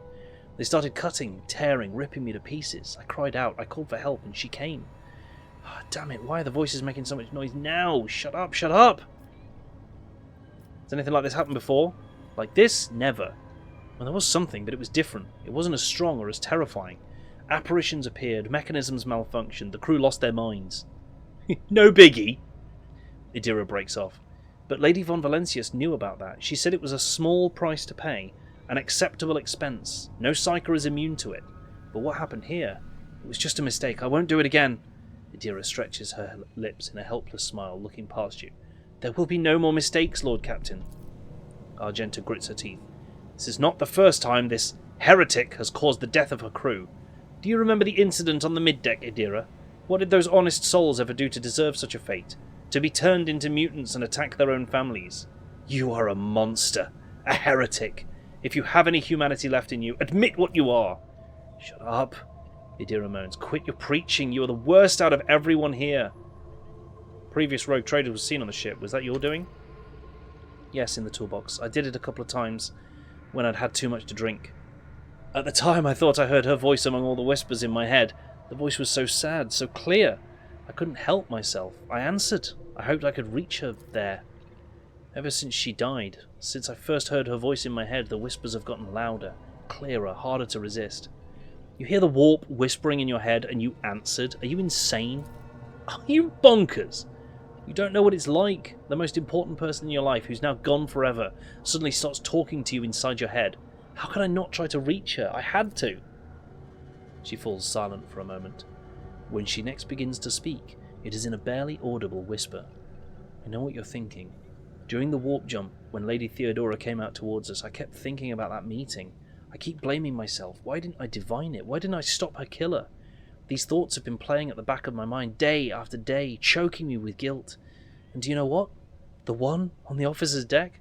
I don't know what that was, but this time, here, this was the product of my guilt, an accuser straight out of my own mind. So what do I do with you now? Idira turns sharply to face you. In the toolbox, I know after everything I've done, you have no faith in my willpower or my strength, but I can fix everything. It's just, I'm not at my best, you see? But maybe we could find a way to replace my implants or some other remedy, a better one. Lady von Valencia said that such a thing could be found. If not here, then elsewhere. I just didn't need it before, but we just need to find it. We need to figure out where to look for it and we'll get it. And until then, I'll keep myself on a tight leash. And what will happen to my crew while we look for this remedy? Idira swallows and straightens. I'll pull myself together, Captain. The death of Lady von Valencia's knocked me for 6. I'll get my... Oh, cricket exists in this universe. Nice. I'll get myself under control. No more booze, no more obscura, nothing. And I'll stop walking around the lower decks. I'll be stone cold sober. She determinedly wipes the tears and blood from her face.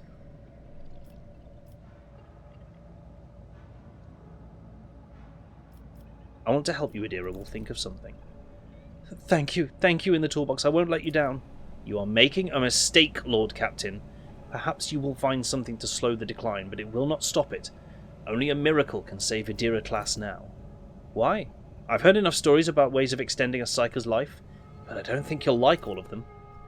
Idira awkwardly shakes out her stained clothing. I think I'd better... With your permission, Lord Captain. She sways, takes a step back, and faints. Lord Captain. The Voxmaster's shaking voice comes over the comm-bead. I received a report that the shooting on the lower deck had stopped. I presume you have brought the situation under control, awaiting further instructions.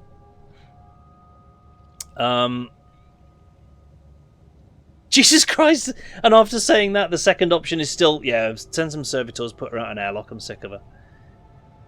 Holy balls! Takes a nap next to the blue boy, yeah. I got rid of the warp's illusions. Idira is alive. Bring her to the chirurgeons and have them see to her. Of course, Lord Captain. As you command. Damn! That whole section was nuts! Pascal, open that box. Give me the stuff. Ooh! Fabulous prizes. It's literally Psyker gear. It is gear for Idira for having made it through that whole thing. So... Perception bonus percentage dodge until the start of the next turn for each enemy affected by their Psy power or Psyker staff attack. Not great because she doesn't use them. She doesn't use Psy attacks much. So it's not bad, but it's not great. After triggering a psychic phenomena or perils of the warp, Psy rating is increased by 1 until the end of combat. Wearer gains momentum and temporary wounds equal to their resolve. That's very nice. Because if she triggers a psychic phenomena, which sanctioned psychers are much more likely to do, then at least it gives it some benefits, right? Yeah. So those I'm not worried about. I'm not going to use the Battle Psyker boots. I will take a machine right set. Not that I've had to use any yet, because Pascal is absolutely amazing at his job. Pascal Bay. I can't equip them to her yet, because she's just going to stand there like a lemon. Waiting. Oh god, there's so much loot! All the mutants can be looted. Look at that. Grenades! Of course, the mutant bombers. Open my box on my ship. I want to loot myself. Yeah, just don't read too far into it, Elcrabs. Just don't. Trust me. Trust me. That, My big question is, right, start of this game, I am on Theodora von Valencius's ship, right? An opulent, well-equipped flagship of a rogue trader's dynasty. Yeah? And yet I was not able to reach into the armory and give every one of my characters a bolt gun and a full set of carapace armor or anything like that. Right? Where's my stuff? Start of the game, some of these Voidsmen at Arms, some of these Enforcers were better equipped than my main characters. I'm like, that doesn't feel correct. It feels pretty bad. I feel like that's how it's meant to work. Right, let's just finish this Goran warp jump. Where are we? That was a crazy jump. Stolen by the Master of Whispers. He literally nicked everything. Servitors went mad and ejected it all into the vacuum. Yeah. Either or perhaps both of those explanations. Lord Captain, according to the telemetry, the parameters of this system match those of Telecos Epsilon, home to the agri-world Janus that belongs to the Von Valencius dynasty. We have received a Vox message from the planet. The agri-world's governor officially welcomes the rogue trader and reports that she has begun preparations for a formal reception to celebrate the arrival of the planet's sovereign. Your subjects are looking forward to your visit. Sweet! And that is something we will do, you guessed it, next week. Folks, I'm going to save the game. Again, this game just giving us some awesome set pieces, some amazing storyline, and great gameplay. And, so Argenta becoming slightly more useful when we don't just run her straight into the enemy. I understand that now. The Flamer is cool, but she was not survivable enough to be moving forward with the Flamethrower. With the Flamer. So we'll find some other ways for her to be useful, because I think she still can. Come on over to the Just Chatting page. I want to tell you what we've got coming up on the channel. I'm just going to save it again to make absolutely sure it saves.